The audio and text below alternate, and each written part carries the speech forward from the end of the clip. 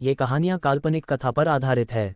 इसमें वर्णित सभी पात्र, घटनाएं, स्थान, शक्तियाँ, परंपराएं और संवाद पूरी तरह लेखक की कल्पना हैं। इनका किसी भी वास्तविक व्यक्ति, धर्म, धार्मिक आस्था, समुदाय, संस्कृति, राष्ट्र, राजनीतिक विचारधारा या ऐतिहासिक घटना से कोई प्रत्यक्ष या अप्रत्यक्ष संबंध नहीं है। इस कहानी का उद्देश्य केवल मनोरंजन, रचनात्मक अभिव्यक्ति और कल्पनात्मक अनुभव प्रदान करना है।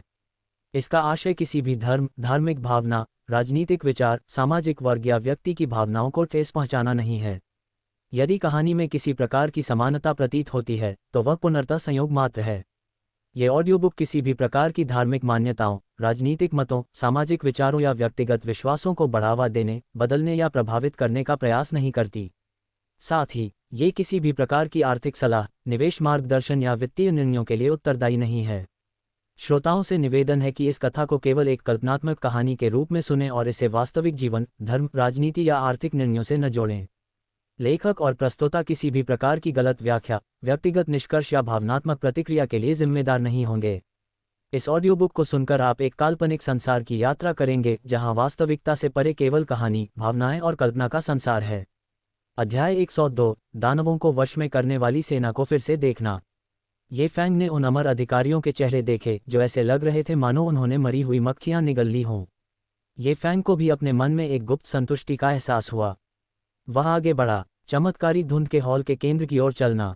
धन्यवाद महाराज, मैं अपने कर्तव्यों के प्रति पूर्णतया समर्पित रहूंगा और महाराज के इस भारी भरोसे को नहीं तोड़ूंगा।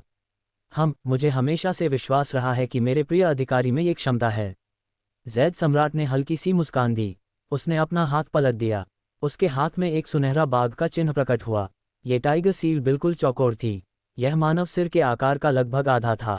इसे 9 हेवंस प्रोफाउंड जैद से तराशा गया था। ये बिल्कुल स्पष्ट और अतुलनीय रूप से सुंदर था। वहां दाव पैटर्न का एक घेरा भी था।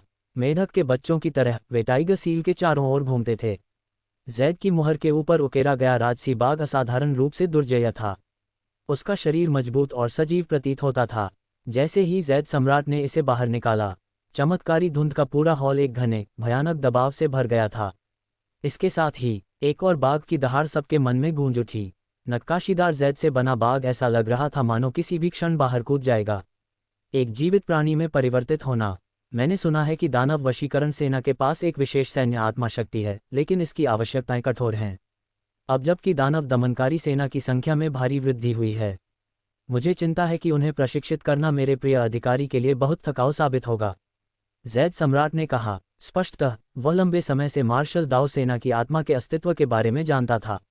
ये दानव को वश में करने वाली स्वर्ण बाघ मुहर बचे हुए पदार्थों से परिष्कृत किया गया था। जब मैंने मूल रूप से हाउटियन मुहर बनाई थी, मैं आज इसे आपको प्रदान करता हूँ। भविष्य में जब दानव दमन सेना को प्रशिक्षण दिया जाएगा, यह मेरे प्रिय अधिकारी की मदद कर सकता है। जैसे ही जैद सम्राट के शब्द समाप्त हुए, वहां मौजूद अधिकांश अमर अधिकारियों की सांसें तेज हो गईं। ये फैंग को देखते ही उनकी आंखें लाल हो गईं। उनकी ईर्ष्या और जलन चरम सीमा पर पहुंच गई। धन्यवाद महाराज। ये फैंग सचमुच इस कृपा से कुछ हद तक अभिभूत महसूस कर रहा था। उन्हें जैद सम्राट से इतनी भारी संपत्ति मिलने की उम्मीद नहीं थी। वह बाघ मुहर कम से कम मध्य श्रेणी का उत्तर स्वर्गीय आध्यात्मिक खजाना था, और इसका महत्व असाधारण था। इससे जैद सम्राट के दिल में ये फैंग के महत्व का पता चलता है, और ये दानवों को वश में करने वाले मार्शल की अत्यंत उच्च पदवी का प्रतिनिधित्व करता था।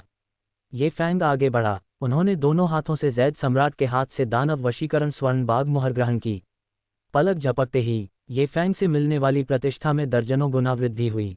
एक भव्य आभा उग्र समुद्र की तरह उमड़ पड़ी। पीक गोल्डन इमॉर्टल की शक्तिशाली आभा के साथ संयुक्त क्षेत्र, जिसे ये फैंग ने जानबूझकर जारी किया था। जब उसकी नज़र पूरे हॉल में घूमी, वे अमर अधिकारी जो पहले से ही एक अच्छा शो देखने का इंतजार कर रहे थे, वे अपना सिर झुकाने के लिए मजबूर हो गए। ये फैंग की आंखों में देखने की हिम्मत नहीं कर पा रहा था। उन्होंने कभी कल्पना भी नहीं की थी ये फैंग की साधना इतनी तेजी से आगे बढ़ेगी। ये सोचकर हैरानी होती है। वह पहले से ही एक चरम स्वर्ण अमर शक्ति का पुख्ता रूप बन चुका था। इसके अलावा ये फैंग की युद्ध शक्ति अपार थी, जैसा कि सभी अमर अधिकारियों ने अपनी आंखों से देखा था। प्रारंभिक स्वर्ण अमर होने के नाते वह मार्शल तियानपेंग को हरा सकता था। एक दिवंगत स्वर्णिम अमर के रूप में अपनी शक्ति को रोकते हुए भी वह स्त्री युद्ध देवी जैद मेडन को पूरी तरह से दबा सकता था। अमर अधिकारी ने अनुमान लगाया, ये फैंग की अद्वितीय युद्ध शक्ति के साथ अब वह शायद प्रारंभिक चरण के ताई गोल्डन इमोर्टल के शक्तिशाली योद्धा से भी मुकाबला करने में सक्षम हो सकता है। जैसे ही ये फैंग की अपार शक्ति प्रकट हुई, उन अमर अधिकारियों के दिलों में मौजूद थोड़ी बहुत असंतुष्टि भी दूर हो गई। आखिरकार ये फैंग की साधना और युद्ध क्षमता तो वहीं मौजूद थी। उन्हें मनाना पड़ा। दानव दमन के ग्रैंड मार्शल को पदभार ग्रहण करने पर हार्दिक बधाई। अमर अधिकारियों ने एक स्वर में बात की। ये फैंग की ताकत ने तो सभी के मुंह बंद कर दिए थे, जिससे वे पूरी तरह से आश्वस्त हो गए और उनके पास कहने के लिए कुछ भी नहीं बचा। जैद सम्राट ने ये फैंग की ओर देखा। उसे अपने दिल में बहुत संतुष्टि महसूस हो रही थी। जब उसने कल ये फैंग को देखा था तब वह केवल एक लेट गोल्डन इमॉर्टल था। एक रात के बाद वह वास्तव में स्वर्णिम अमरता के शिखर तक पहुंच चुका था। यदि ये फैंग के पास उतनी ताकत नहीं होती, यदि जैद सम्राट उसे पालना पोसना भी चाहता, तो भी वह शक्तिहीन होता और उन्हें नागरिक और सैन्य अधिकारियों के सामूहिक विरोध का सामना करना पड़ेगा। सौभाग्यवश ये फैंग वास्तव में एक ऐसी प्रतिभा थी जिसे निखारने लायक था। बार बार उसके लिए अप्रत्याशित सुखद आश्चर्य पैदा करना। जैद सम्राट के दरबार भंग करने और चले जाने के बाद मैदान पर मौजूद उन अमर अधिकारियों ने एक बार फिर ये फैंग की चापलूसी करना शुरू कर दिया।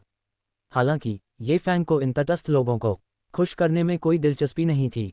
स्वर्गिक दरबार नश्वर दरबार से भिन्न था। एक नश्वर में वंशवाद, भले ही कोई प्रधानमंत्री के पद पर बैठा हो, अन्य अधिकारियों के साथ अच्छे संबंध बनाए रखना अभी भी आवश्यक था। अन्यथा अकेले खड़े रहना मुश्किल होगा। लेकिन स्वर्ग की अदालत अलग थी। जब तक ये फैंग की शक्ति लगातार बढ़ती रही, अमर अधिकारियों से भी कहीं अधिक ऊंचा स्थान प्राप्त करने की हद तक, तो भले ही इन तटस्थ लोगों को सबसे बड़ी आपत्तियां हों, उन्हें अब भी सम्मानजनक व्यवहार करना होगा और वे एक शब्द भी बोलने की हिम्मत नहीं करेंगे। ये फैंग ने विशालकाय आत्मा देवता के साथ कुछ हंसी मजाक किया।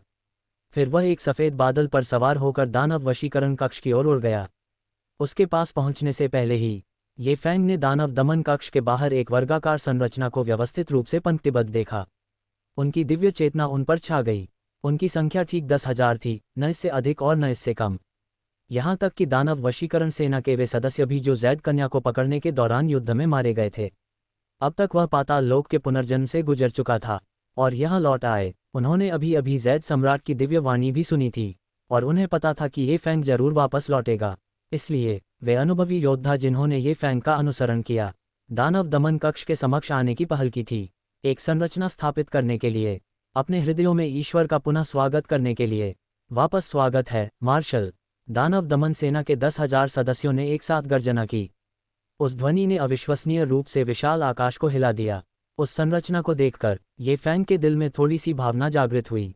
आखिरकार दानव वशीकरण सेना के ये सभी सैनिक उसके साथ जीवन और मृत्यु के दौर से गुजर चुके थे। आदिम महान भूमि पर स्थित याओ जाति के अजगरों और बाघों के मांदों में सैकड़ों बार वेंचरिंग करना। इसके अलावा उसके जाने के बाद भी इन सैनिकों ने कभी भी काम में ढिलाई नहीं बरती थी। राक्षसों को खदेड़ने में यह उनकी 1000 जीतें थीं, जिससे ये फैंग को मार्शल के इस पद पर वैध रूप से आसीन होने का अवसर मिला। अपने सामने खड़े पुरुषों को देखते हुए, जिनमें से प्रत्येक के चेहरे पर उत्साह झलक रहा था और आंखों में कट्टरता भरी हुई थी, ये फैंग ने इसी क्षण अपने मन में एक निर्णय लिया। भविष्य में वह चाहे जो भी मुकाम हासिल कर ले, वह दानव वशीकरण सेना के इन सैनिकों को अपने साथ लाएगा। ये लोग ही उनके सबसे वफादार समर्थक थे। ये अमर अधिकारी ये फैंग के पीछे चल रहे हैं। अब पूरी तरह समझ में आ गया, जैद सम्राट ने ये फैंग के लिए विशेष रूप से यह पद क्यों आरक्षित किया था। क्योंकि संपूर्ण स्वर्गिक दरबार में दानव वशीकरण के ग्रैंड मार्शल के इस पद के लिए केवल ये फैंग ही योग्य थे। उन सैनिकों की तीव्र निगाहों से इन अधिकारियों ने अनुमान लगाया, जब तक ये फैंग आदेश देता रहेगा, चाहे वह स्वर्गिक न्यायालय के विरुद्ध विद्रोह करे या किसी संत का विरोध करे, ये सैनिक शायद ऐसा करने की हिम्मत करेंगे। यदि किसी और को जिम्मेदारी सौंपी जाती, भले ही उन्होंने जैद सम्राट की महिमा के भय से अनिच्छापूर्वक स्वीकार किया हो, वे दानव दमन सेना की मार्शल दाओ सेना की आत्मा की वास्तविक शक्ति को कभी भी उजागर नहीं कर सके। मार्शल, आप आखिरकार लौट आए। गुवान यू ये फैंग के पास गया और उसने उत्साहित भाव से बात की। उन्होंने पहले भी ये फैंग को जैद सम्राट द्वारा दंडित किए जाने और अमरयस्क भूमि में भेजे जाने के बारे में कई अफवाहें सुनी थीं। इस प्रकार उन्होंने आदिम महान भूमि पर राक्षसों का वध करने के लिए जीवन और मृत्यु की परवाह न करने का दृढ़ निश्चय कर लिया था। वे अपनी खूबियों का इस्तेमाल ये फैंग की सजा को मिटाने की उम्मीद कर रहे थे। ये फैंग को आज सुरक्षित लौटते देखकर, और उससे भी अधिक प्रभावशाली बात यह थी कि वे स्वाभाविक रूप से इतने प्रसन्न थे कि उन्हें शब्दों में बयां नहीं किया जा सकता था। आप सभी ने कड़ी मेहनत की है, ये फैंग ने सच्ची भावना के साथ कहा।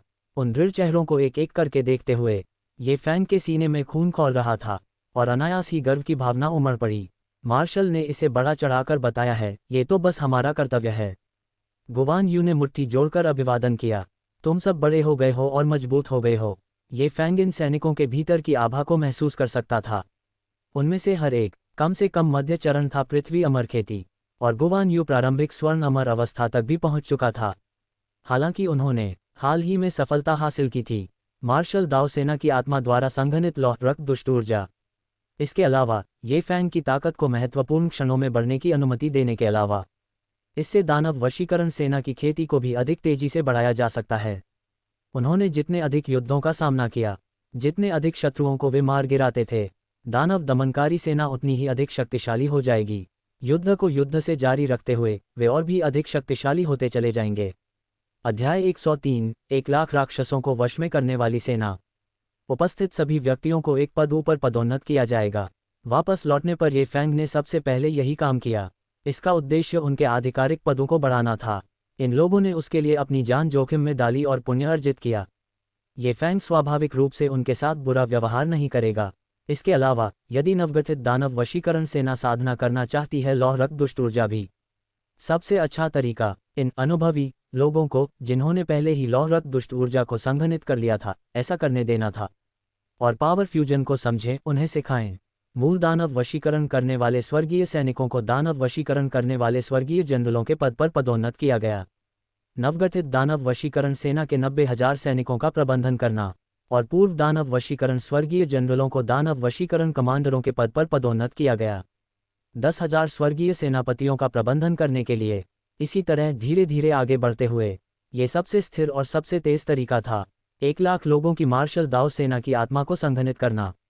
ये फैंग का आदेश सुनकर दानव वशीकरण सेना के उपस्थित सभी सदस्यों ने खुशी के भाव प्रदर्शित किए। हालांकि उन्होंने शुरू में ये सब चीजें केवल ये फैंग की सुरक्षा के लिए ही की थीं। अपनी सामाजिक स्थिति में सुधार होने से स्वाभाविक रूप से उनके मन में खुशी का भाव उत्पन्न हुआ। साथ ही वे ये भी देख सकते थे, जब तक वे अपना सर्वश्रेष्ठ प्रदर्शन करेंगे, मार्शल उनके साथ बुरा बर्ताव नहीं करेगा। ये फैंग के इस कदम ने दानव दमन सेना के इन सैनिकों के उसके साथ मृत्यु तक जाने के विश्वास को और भी मजबूत कर दिया। इस सेनापति को दानवों को वश में करने वाली सेना का ताज़ा खून देखने दो, ये फैंग ने कहा। दानवों को वश में करने के लिए गठित 10,000 लोगों के वर्गाकार गठन के केंद्र में तुरंत एक चौड़ा रास्ता साफ कर दिया गया। ये फैंग आगे बढ़ा। गुवान यू और अन्य लोग उसके पीछे पीछे चल रहे थे। जब ये फैंग ने दानव दमन कक्ष में प्रवेश किया, जो अमर अधिकारी उनके पीछे पीछे चल रहे थे और अभी भी भावुक होकर आहें भर रहे थे, उन्होंने अचानक महसूस किया कि उनका पूरा शरीर तनावग्रस्त हो गया है। उन्होंने उस अनुभूति की दिशा में देखा तो उन्हें 10,000 दानव वशीकरण सेना के सैनिकों की निगाहें दिखाई दीं। अचानक सबने एक साथ उन पर ध्यान केंद्रित किया, तेज धार वाले चाकू की तरह, जिससे उन्हें बेहद असहज महसूस होता है। दानव वशीकरण सेना के इन सैनिकों ने इन अमर अधिकारियों को कई बार देखा था। चूंकि जैद सम्राट ने दानव दमन सेना की पूर्ति के लिए बड़ी संख्या में साधकों को पृथ्वी अमर क्षेत्र से ऊपर स्थानांतरित कर दिया था, ये कुछ अमर अधिकारी कभी कभी दानव दमन कक्ष से बाहर आ जाते थे। दानव वशीकरण कक्ष की ओर इशारा करते हुए और हाव भाव दिखाते हुए वे बातें कर रहे थे और हंस रहे थे, मानो दानव वशीकरण कक्ष पहले से ही उनका क्षेत्र हो। अब दानव वशीकरण मार्शल ये फैंग वापस लौट आया था। ये देखकर कि वे अब भी उनका पीछा करने का साहस कर रहे हैं, दानव वशीकरण सेना ने उनमें से हर एक ने उन्हें शत्रुतापूर्ण दृष्टि से देखा, मानो निम्न लोक के राक्षसों को घूर रहा हो। उनके सिर के ऊपर गहरे लाल रंग की लौह रक्त जैसी दुष्ट ऊर्जा भारी बादलों की तरह संघनित हो गई। मामूली असहमति होने पर भी आगे बढ़कर विरोध करने की प्रवृत्ति थी।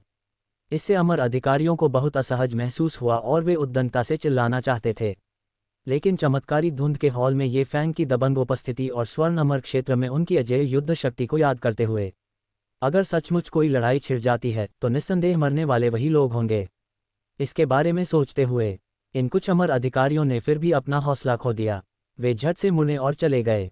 इन लोगों को आंखों से ओझल होते देख दानव दमन सेना के ये अनुभवी सैनिक तब दानव दमन हॉल के भीतर स्थित लघु जगत में लौटने लगे। ये फैंग ऊंचे चबूतरे पर खड़ा था, गहरे लाल रंग के सुनहरे कुंडलित ड्रैगन कवच को पहने हुए, अपने बाएं हाथ में दानव वशीकरण स्वर्ण बाग मुहर पकड़े हुए और अपने दाहिने हाथ को अपनी कमर पर तलवार की मूठ पर टिकाए हुए। उसका शरीर मजबूत और गठीला था। अपने काले बालों को खुलेआम लहराते हुए वह समुद्र के समान विशाल आभा बिखेर रहा था। उनकी उपस्थिति ने संपूर्ण लघु संसार को अपने आच्छादित कर लिया और पूरे दृश्य को विस्मय में डाल दिया।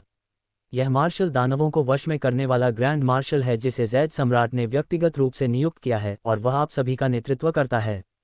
दानव वशीकरण सेना में आपको केवल 2 ही काम करने हैं, आज्ञा का पालन करना और दुश्मन को मारना। यदि कोई अनुशासनहीन है, सैन्य आदेशों का उल्लंघन करता है या युद्ध से भाग जाता है, यह मार्शल स्वयं उन्हें तब तक मृत्युदंड देगा जब तक उनकी दिव्य आत्मा नष्ट न हो जाए और वे कभी पुनर्जन्म न ले सकें। ये फैंग की निगाहें किसी अजगर या बाघ की तरह भयंकर थीं और उन्होंने मैदान पर एक नज़र घुमाई। उन्होंने शब्दशः कहा, क्या तुम समझ रहे हो? ये फैंग की आवाज़ बंद होते ही पूरे इलाके में बाघ की दहाड़ गूंज उठी। इससे वहां मौजूद दानव वशीकरण सेना के सभी सदस्यों को मानसिक रूप से गहरा सदमा लगा। उनमें अनजाने में ही ये फैंग के प्रति गहरी श्रद्धा का भाव विकसित हो गया। हम मार्शल के आदेशों का पालन करते हैं। दानव वशीकरण सेना के 1 लाख सैनिकों ने एक साथ जयकार की। उस आवाज से पूरी छोटी दुनिया गूंज उठी और कांपने लगी। अच्छा है। ये फैंग नवगठित दानव दमन सेना के सैनिकों की प्रतिक्रिया से काफी संतुष्ट था। उसके हाथ में मौजूद ये दानव वशीकरण स्वर्ण बाघ मुहर उसकी उपस्थिति को दर्जनों गुना बढ़ा सकती थी। दानवों को वश में करने वाली सेना के इन नए सदस्यों के दिलों में जो प्रतिष्ठा स्थापित होगी वह कहीं अधिक गहरी होगी। प्रशिक्षण शुरू करो। यह मार्शल जल्द ही तुम्हें युद्ध में नेतृत्व करेगा और निम्न लोक के राक्षसों का नाश करेगा। ये फैंग के आदेश पर दानव दमन सेना के 1 लाख सैनिक तुरंत हरकत में आ गए। दिव्य क्षमता का अभ्यास करना, एक दूसरे से लड़ना, अत्यंत उत्साह के साथ प्रशिक्षण करना, दिव्य शक्ति के विस्फोट, भौतिक शरीरों के टकराव की आवाजें और हथियारों की खड़खड़ाहट, वे निरंतर थे, पूरी छोटी दुनिया में गूंज रहे थे। दानव दमन सेना की साधना का पर्यवेक्षण करते हुए ये फैंग ने पिछले 100 वर्षों में दानव दमन कक्ष में हुए परिवर्तनों का भी अवलोकन किया। सबसे पहले दानव दमन कक्ष के भीतर मौजूद सरणी पैटर्न में एक बड़ा परिवर्तन होता हुआ प्रतीत हुआ। इस छोटी सी दुनिया को और भी विशाल बनाते हुए जहां तक नजर जाती है ये फैली हुई है। अब भी 1 लाख दानव दमन सेना के सैनिकों को समायोजित करने के बावजूद ये बिल्कुल भी भीड़भाड़ वाला नहीं लग रहा था। दूसरे, दानव दमन सेना के हाथों में मौजूद हथियार अब वे पहले वाले उच्च श्रेणी के नहीं रहे, आध्यात्मिक कलाकृतियां। इसके बजाय उन सभी को उच्च श्रेणी के स्पिरिट आर्टिफैक्ट से बदल दिया गया था। एक लंबी तलवार और एक लंबा भाला, ठीक वैसे ही जैसे हथियार ये फैंग आमतौर पर इस्तेमाल करता था। इस तरह से गणना करने पर वह 2 लाख उच्च श्रेणी के स्पिरिट आर्टिफैक्ट होंगे। इस बार जैद सम्राट ने सचमुच बहुत धन खर्च कर दिया था।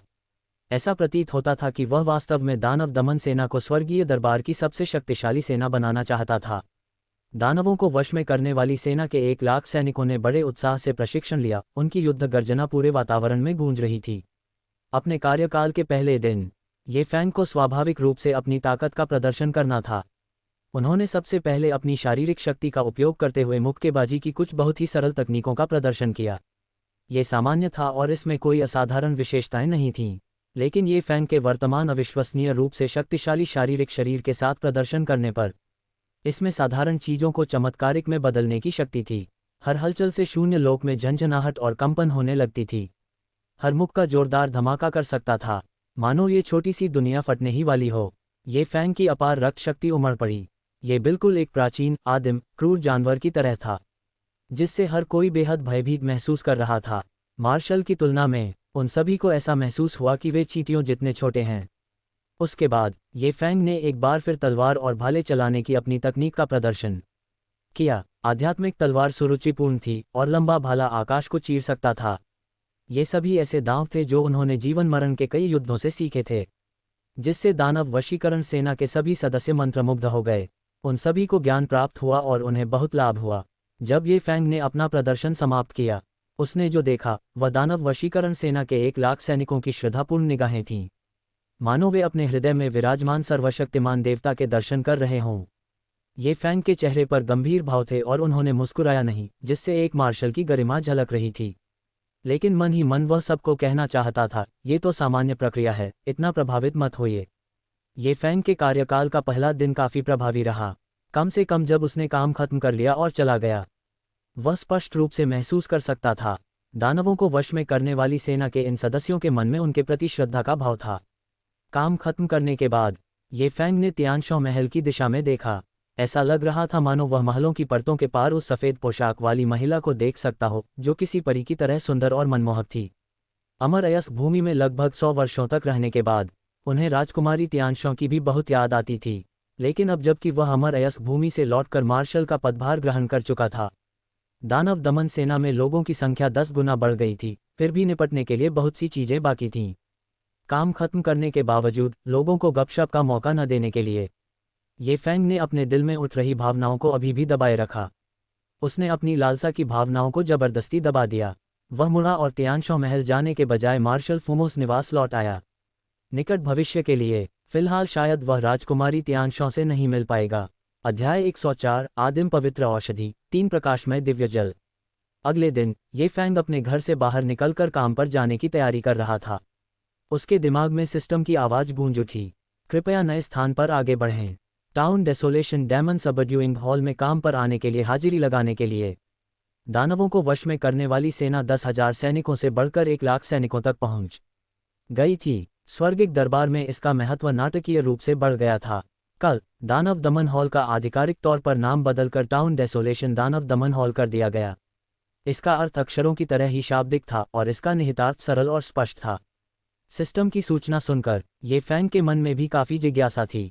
हर बार जब उनकी स्थिति बदलती थी, काम के लिए अलग अलग समय पर आने का स्थान बदलना, ये प्रणाली उसे अलग अलग पुरस्कार प्रदान करेगी और किसी नए स्थान पर पहली बार काम शुरू करना हमेशा विशेष रूप से उदारतापूर्ण होता था। उसने सोचा कि क्या वह अपने वर्तमान मार्शल पद के साथ town desolation demon subduing hall में हाजिरी लगाने के लिए अपना समय बदल सकता है। इस व्यवस्था द्वारा क्या पुरस्कार दिया जाएगा? एक विचार के साथ उसके पैरों के नीचे अचानक एक सफ़ेद बादल प्रकट हो गया। ये फैंग उस पर चढ़ गया और वह अत्यंत गति से town desolation demon subduing hall की दिशा में उड़ गया। Town desolation demon subduing hall 1000 झांग ऊंचे हॉल के द्वार के केंद्र के ऊपर एक पट्टिका लटकी हुई थी, जिसकी पृष्ठभूमि काली थी और उस पर सुनहरे अक्षरों में शिलालेख खुदे हुए थे। ये पट्टिका पूरे 100 झांग चौड़ी थी। 5 बड़े अक्षरों को जोरदार अजगर और सांप जैसी रेखाओं से लिखा गया था, जो प्रभावशाली आभा से परिपूर्ण थे। इस पर कल स्वयं जैद सम्राट द्वारा शिलालेख अंकित किए गए थे। इससे एक शक्तिशाली भव्य शक्ति का उत्सर्जन हुआ। मैंने कभी नहीं सोचा था कि मैं मार्शल बनूंगा। ये फैंग सुनहरे अक्षरों को निहार रहा था। उसका हृदय असीम भावनाओं से भर गया था। अपने पिछले जीवन में वह एक छोटी कंपनी में क्लर्क का काम करता था। दिन प्रतिदिन उसका शोषण किया गया। अंततः अत्यधिक काम के बोझ से उसकी मृत्यु हो गई। जिस क्षण उसकी चेतना उसके शरीर से निकलने वाली थी, उसे लगा कि उसका जीवन यूं ही बीत गया। लेकिन उन्हें इसकी बिल्कुल भी उम्मीद नहीं थी। स्वर्ग उसे एक और मौका देगा। अपने स्वयं के 100 वर्षों के संघर्ष के बाद, अनगिनत जीवन मरण के युद्ध, अंततः उन्होंने मार्शल का पद प्राप्त किया और स्वर्गीय दरबार की सबसे शक्तिशाली सेना की कमान संभाली। इस दुनिया में आने के बाद ये फैंग एक दिन भी नहीं सोया था। दिन में काम करना, रात में खेती करना, कभी भी काम चोरी न करना। उसे केवल तियांशों महल में आने पर ही आराम महसूस होता था। अपनी प्रिय महिला के साथ किन बजाना और प्रेम की बातें करना। केवल उसी समय क्या उसकी लगातार तनावग्रस्त नसें एक पल के लिए भी शांत हो सकती हैं? डिंग, आज 9 बजे सेनापति नगर उजाड़ दानव दमन कक्ष में पहुंच गया है। आप कार्यस्थल पर पहुंच गए हैं। क्या आप हाजिरी लगाएंगे? सिस्टम की आवाज़ सीधे उसके दिमाग में गूंजी, जिससे उसके विचारों का सिलसिला टूट गया। तुम बहुत असभ्य हो। अगर तुम थोड़ा और इंतजार करते तो शायद मैं एक कविता रच लेता जो आदिम जगत की एक अमर कृति होती। ये फैंग मन ही मन बड़बड़ाया। डिंग, आपके पास 30 सेकंड हैं, उसके बाद आपको देर से आने वाला मान लिया जाएगा। सिस्टम ने कोई बहस नहीं की, बल्कि ठंडे और सीधे लहजे में जवाब दिया।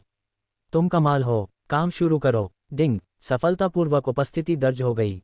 मेजबान ने town desolation demon subduing hall में पहली बार उपस्थिति दर्ज कराए। पुरस्कार 3 प्रकाशमय दिव्य जल की 100 बूंदें, 50 दिव्य उत्पत्ति की गोलियां। ये फैंग ने दिव्य उत्पत्ति की गोलियों को मिठाई की तरह माना था और न जाने कितनी गोलियां खाली थीं। वह उनसे बहुत अच्छी तरह परिचित था। दिव्य उत्पत्ति की गोली का पुरस्कार जारी होने के बाद उसने उन पर नज़र तक नहीं डाली और सीधे उन्हें अपने निवान महल में रख दिया। ये फैंग ने सफ़ेद जैद की बोतल को अपने हाथ में पकड़ा और उसका ढक्कन निकाल दिया। अचानक 3 रंगों की रोशनी, सोना, चांदी और बैंगनी, तेजी से बाहर निकली। चकाचौंध कर देने वाली ये फैंग की दृष्टि। 3 प्रकाश में दिव्य जल को 3 भागों में विभाजित किया गया है। स्वर्णिम सूर्य प्रकाश दिव्य जल, रजत चंद्रमा प्रकाश दिव्य जल और बैंगनी तारा प्रकाश दिव्य जल। सूर्य का प्रकाश दिव्य जल मांस, रक्त, सार और हड्डियों को नष्ट कर देता है। चांदनी का दिव्य जल आदिम आत्मा और प्राण को नष्ट कर देता है। तारों की रोशनी से जगमगाता दिव्य जल सच्ची आत्मा और दिव्य विचार को भस्म कर देता है। ये तीनों दिव्य जल विषैले जल हैं जो आत्माओं को भस्म कर देते हैं और रूह को जकड़ लेते हैं। लेकिन एक बार जब तीनों को मिला दिया जाता है, वे आदिम जगत में नंबर 1 उपचारक पवित्र औषधि बन जाते हैं। ये सभी प्रकार के जहरों का इलाज कर सकता है। यह मृतकों को भी पुनर्जीवित कर सकता है और हड्डियों से मांस का पुनर्निर्माण कर सकता है। इसमें मृतकों को जीवन में वापस लाने की दिव्य शक्ति है। ये 3 प्रकाशमय दिव्य जल मूल रूप से आदिम आरंभ के दिव्य पूजनीय के 8 रत्नों से सुसज्जित चमकदार फूलदान में विद्यमान था। बाद की पीढ़ियों में अवलोकितेश्वर की जैद पत्थर की शुद्ध पात्र में भी ये पदार्थ मौजूद था। लेकिन बाद के अवलोकितेश्वर को वर्तमान चांद पंथ के सिद्धांत दाववादी रूप में रूपांतरित किया गया था। इसलिए ये फैंग को ये बात पता नहीं थी क्या अवलोकितेश्वर के जैद कलश में मौजूद 3 प्रकाशमय दिव्य जल बौद्ध संप्रदाय द्वारा प्रदत्त था, या फिर आदिम आरंभ के दिव्य पूजनीय द्वारा अपने शिष्य को देवताओं के अभिषेक की आपदा के दौरान जीवित रहने के लिए प्रदान किया गया था। ये फैंग ने देखा कि उसके हाथ में मौजूद बोतल में मौजूद तीनों दिव्य प्रकाश के कण अभी तक आपस में नहीं मिले थे। वे सभी अलग अलग अवस्था में थे। सूर्य, चंद्रमा और तारे के दिव्य जल की 100 बूंदें थीं। ऐसा प्रतीत होता है कि इस 3 प्रकाश वाले दिव्य जल का उपयोग न केवल जीवन बचाने के लिए किया जा सकता है, बल्कि आवश्यकता पड़ने पर इसका उपयोग दूसरों पर घात लगाने के लिए भी किया जा सकता है। ये फैंग ने सोचा। हालांकि ऐसे तरीके कुछ हद तक बेईमानी भरे थे। यदि प्रतिद्वंदी रान डैंग जैसा नीच और निर्लज व्यक्ति होता, ये फैंग उसके साथ किसी भी तरह के ताओवादी धार्मिकता का पालन नहीं करेगा, बस उसे खत्म कर देगा। प्राप्त खजाने के साथ ये फैंग पूरी तरह संतुष्ट होकर तीनों प्रकाशमय दिव्य जल को संग्रहित कर ले गया। अपनी कमर पर रखी तलवार पर हाथ रखकर वह town desolation demon subduing hall के भीतर स्थित छोटी दुनिया में दाखिल हो गया। जब ये फैंग अभी भी दानव वशीकरण करने वाला स्वर्गीय देवता था, जैद सम्राट के आदेशों के अलावा वह आदिम जगत के केवल उत्तरी क्षेत्र के लिए ही जिम्मेदार था। अब दानव दमन के ग्रैंड मार्शल के पद पर पदोन्नत होने के बाद उनके नेतृत्व में दानव दमन सेना 10 गुना बढ़ गई थी। अधिक शक्ति के साथ अधिक जिम्मेदारी भी आती है। स्वाभाविक रूप से उन्हें एक व्यापक क्षेत्र की जिम्मेदारी लेनी पड़ी। पूर्वी क्षेत्र मूल रूप से स्वर्गिक दरबार की महिला युद्ध देवी जैद कन्या की जिम्मेदारी के अधीन था। क्योंकि अब वह स्थायी कारावास में थी, इसलिए उसे ये फैंग के साथ भी नियुक्त किया गया था। इस प्रकार ये फैंग अब आदिम महान भूमि के आधे हिस्से में राक्षसों और दानवों का सफाया करने के लिए जिम्मेदार था। उनके काम अचानक बहुत बढ़ गए। अपने कार्यभार संभालने के पहले ही दिन निचले लोक में राक्षस और दानव पहले से ही अराजकता फैला रहे थे। आदिम मानव जाति के लिए आपदा लाना। वर्तमान में स्वर्गीय दरबार ने स्वर्गीय मार्ग का पालन करते हुए मानव जाति को आश्रय दिया। इसके अलावा ये फैंग ने अभी अभी मार्शल का पदभार ग्रहण किया था। स्वाभाविक रूप से उसे आदिम महान भूमि में नरसंहार के माध्यम से एक खौफनाक प्रतिष्ठा स्थापित करनी थी। आदिम जगत के पूर्व में रहने वाली याओ जाति, क्योंकि जैड मेडन को लगभग 100 वर्षों से कैद में रखा गया था, जिसका अर्थ ये था कि वह 3000 वर्षों से अधिक समय से निचले लोक से अनुपस्थित थी। परिणामस्वरूप उसका अहंकार बढ़ गया था और वह बिना किसी रोक टोक के लापरवाही से काम करने लगा था। उन्हें ऐसा महसूस हो रहा था मानो वे प्राचीन युग में लौट आए हों, जब याओ जाति का इस भूमि पर प्रभुत्व था। लेकिन उन्हें इस बात का जरा भी अंदाजा नहीं था। इस बार वे सीधे गोलीबारी की चपेट में आ गए थे। ये फैंग के आदेश पर दानवों को वश में करने वाली सेना के 1 लाख सैनिक पूर्वी स्वर्ग द्वार से एक प्रचंड धारा के रूप में बाहर निकले, लक्ष्य स्थान की ओर सीधे अग्रसर। हालांकि याओ जाति दानव दरबार से हट गई थी, उन्होंने अभी भी अपनी कुछ ताकत बरकरार रखी थी और उनकी संख्या भी काफ़ी थी। आदिम जगत में विभिन्न स्थानों पर वितरित लगभग उतनी ही संख्या में जितने की मानव जाति की थी। राक्षसों की स्वाभाविक रूप से कामुक प्रकृति के साथ साथ उनकी प्रजनन क्षमता भी बहुत मजबूत थी। इसलिए यद्यपि आदिम जगत की याओ जाति को स्वर्गिक दरबार की सेनाओं द्वारा लगातार शुद्ध किया जा रहा था, उनकी संख्या में कमी आने का कोई संकेत नहीं था। इस बार निम्न लोक में ये फैंग को जिस चीज़ का सफाया करना था वह 10 लाख से अधिक संख्या में राक्षसों की सेना थी। उन्होंने पाया याओ जाति के इन प्राणियों को मानव शहरों पर हमला करने में आनंद आता प्रतीत होता था। मनुष्यों को खाने में आनंद लेना, अपनी भूख मिटाना। अब मानव जाति आदिम महान भूमि की मुख्य पात्र थी, एक ऐसी जाति जिसका भाग्य महान समृद्धि की ओर अग्रसर था। ये फैंग का अनुमान था कि याओ जाति के ये प्राणी अपनी ताकत का प्रदर्शन करने के लिए जानबूझकर मनुष्यों को खाते थे। इस प्रकार वे आदिम जगत पर प्रभुत्व स्थापित करने वाली याओ जाति के प्राचीन वसंत और शरद ऋतु के स्वप्न में स्वयं को मदहोश कर लेते हैं। याओ जाति के ऐसे क्रूर प्राणियों के लिए ये फैंग का दिल हत्या की भावना से भरा हुआ था। वह उनमें से एक को भी भागने नहीं देना चाहता था। तारानकन खनखनाहट। तारानकन धातु के घर्षण की एक तीखी आवाज सुनाई दी। ये फैंग ने अपनी कमर से दानव वश में करने वाली तलवार निकाली। ये फैंग के घातक इरादे के साथ मिश्रित तीव्र तलवार की ऊर्जा सीधे आकाश की ओर चली गई। मारना, ये फैंग ने अपनी तलवार की ओर इशारा करते हुए एक जोरदार दहाड़ लगाए। दानवों को वश में करने वाली सेना के 1,00,000 सैनिक उल्टी दिशा में बहती हुई स्वर्गीय नदी की तरह आगे बढ़े। एक खूनी नरसंहार को अंजाम देना, मेरे कुल के लोगों को मारने की हिम्मत कौन करता है। स्वर्गीय स्वर्ण अमर में एक दानव राजा क्षेत्र प्रकट हुआ। वह एक विशालकाय काला गोरिल्ला था, जिसकी ऊंचाई 10,000 झांग थी और वह लंबे बालों से ढका हुआ था। खून से लथपथ चांद जैसी लाल आंखों की एक जोड़ी बेहद डरावनी। एक विशाल, भयावह और भयंकर आभा प्रकट हुई। उसने अपनी मुट्ठियों से अपनी छाती पिटी, जिससे गरजने जैसी आवाजें निकलीं। मानो वह पूरी दुनिया को तहस नहस कर देना चाहता हो। अपने कबीले के लोगों का कत्लेआम होते देख वह पूरी तरह से बेकाबू हो गया।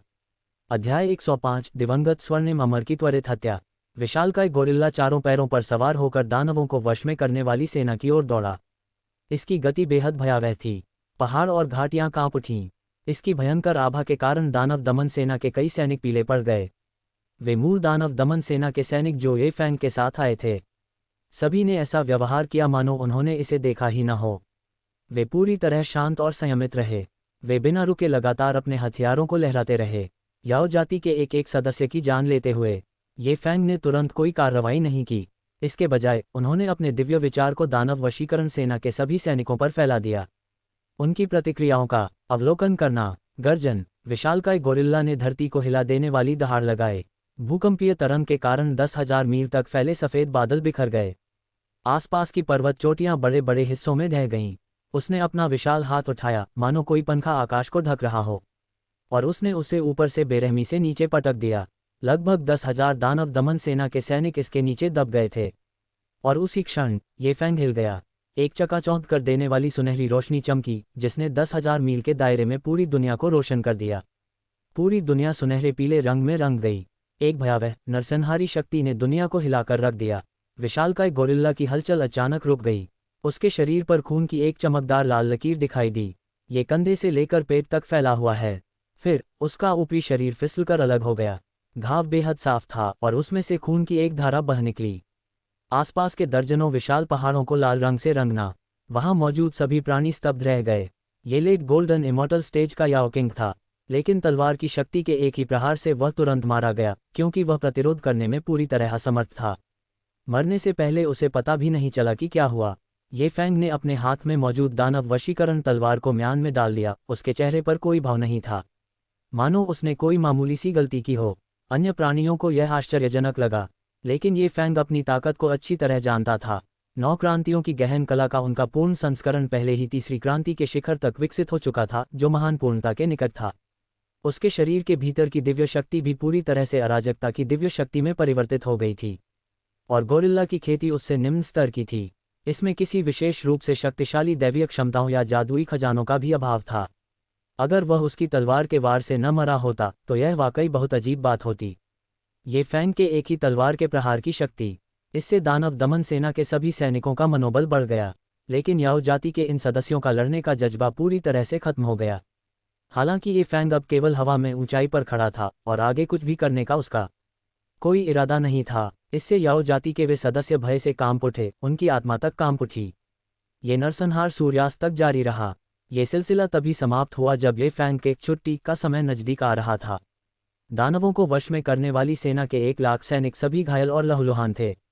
यहाँ तक कि गुवान यू ने भी प्रारंभिक स्वर्ण अमरता के चरण में एक याओ राजा के साथ एक खूनी युद्ध में भाग लिया था। हालांकि अंततः उसने अपने प्रतिद्वंद्वी को मार डाला, लेकिन वह स्वयं गंभीर रूप से घायल हो गया। ये फैंग ने दानव दमन सेना के कुछ सैनिकों के चेहरों पर अपनी घातक दृष्टि डाली। बस इस बार, अगली बार ऐसा नहीं होगा। जब वह दिवंगत स्वर्णिम अमर गोरिल्ला प्रकट हुआ, दानव दमन सेना में भर्ती हुए कुछ सैनिकों ने बिना लड़ाई के भागने का इरादा दिखाया था। यह उनका पहला सैन्य अभियान था। वह दिवंगत स्वर्णिम अमर याओ राजा वास्तव में उनके लिए बहुत अधिक शक्तिशाली थे, इसलिए ये फैंग ने इस बार उनकी जान बख्श दी। लेकिन अगर अगली बार ऐसा हुआ तो उनसे केवल सैन्य कानून के अनुसार ही निपटा जा सकता है। सेना में भगोड़ों को बिल्कुल भी बर्दाश्त नहीं किया जा सकता, क्योंकि हताशा और घबराहट जैसी भावनाएं अत्यधिक संक्रामक होती हैं। भले ही भगोड़ों की संख्या मुट्ठी भर ही क्यों न हो, फिर भी इससे एक श्रृंखला प्रतिक्रिया उत्पन्न हो सकती है, जिसके परिणामस्वरूप संपूर्ण दानव दमनकारी महान संरचना और दानव दमनकारी सेना का पतन हो गया। दानव दमन सेना के वे सैनिक ये फैंग की निगाहों के सामने से तेजी से गुजरे। उन सभी को ऐसा महसूस हुआ जैसे वे किसी बर्फीले गड्ढे में गिर गए हों, उनकी सांसें भी रुक गई थीं। ऐसा लग रहा था मानो कोई अदृश्य तलवार पहले से ही उनकी गर्दन पर टिकी हो, किसी भी क्षण उनकी जान लेने और उनकी आत्मा को नष्ट करने के लिए तैयार। जब ये फैंग ने अपनी हत्या की मंशा वापस ले ली, तभी यह संभव हुआ। क्या दानवों को वश में करने वाली सेना के उन सभी सैनिकों ने राहत की एक लंबी सांस ली। उनके दिल फिर से धड़कने लगे, डर के मारे उनके शरीर ठंडे पसीने से भीग चुके थे। अधिक लंबे समय बाद तक नहीं, सिस्टम ने दूसरा दानव दमन मिशन जारी किया। इस बार तो ये फैंग ने कोई कार्रवाई भी नहीं की। गुवान यू ने उस स्वर्ण अमर से युद्ध किया और उसे मार डाला। याओ राजा, इस बार ये फैंग ने कोई दया नहीं दिखाई। दानव वशीकरण तलवार के नीचे सिर लुढ़क गए। दानव दमन सेना के 100 से अधिक सैनिकों, जिन्होंने भागने की कोशिश की, उनके सिर काट दिए गए।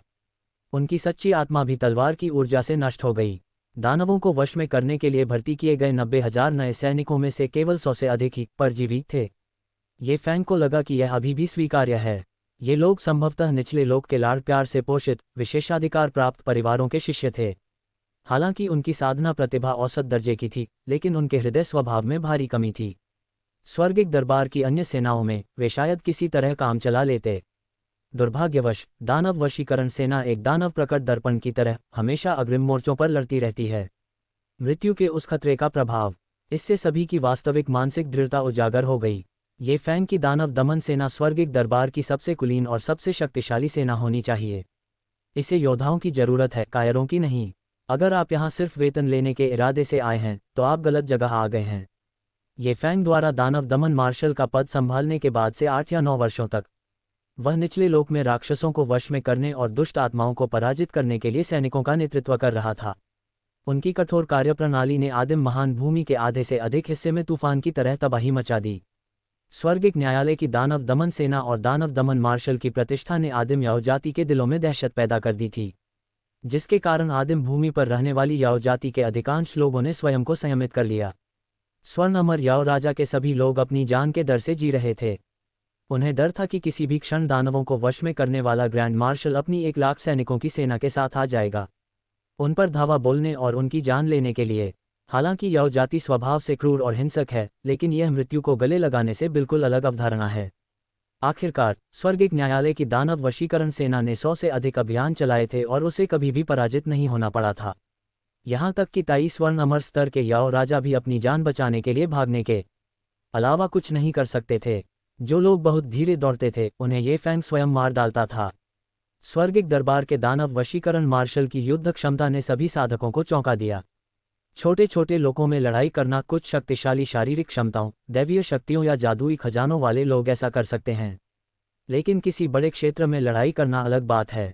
एक प्रमुख क्षेत्र साधना के मार्ग में लगभग एक दुर्गम खाई का प्रतिनिधित्व करता है। यह एक मूलभूत अंतर को दर्शाता है।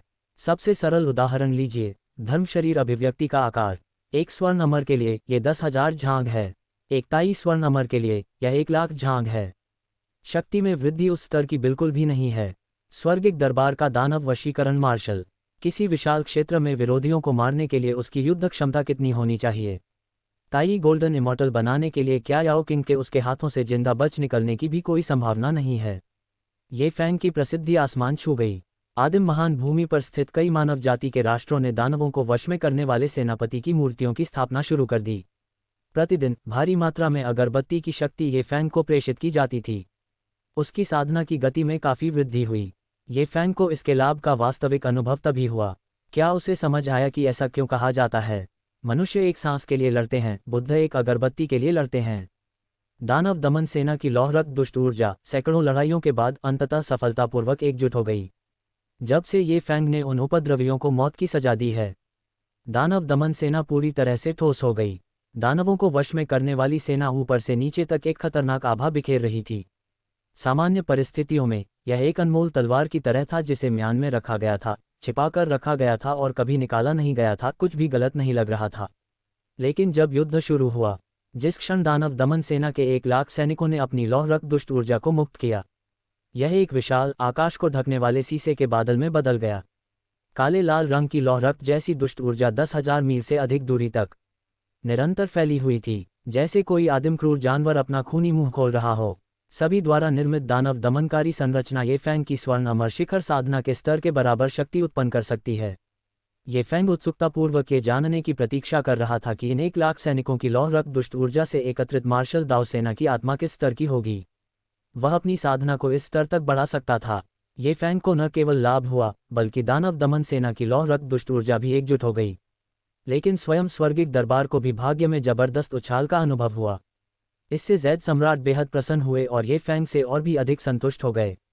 चमत्कारी धुंध के हॉल में उन्होंने दानव वशीकरण सेना की जमकर प्रशंसा की और अनेक चपटे आड़ू और अमर सार प्रदान किए।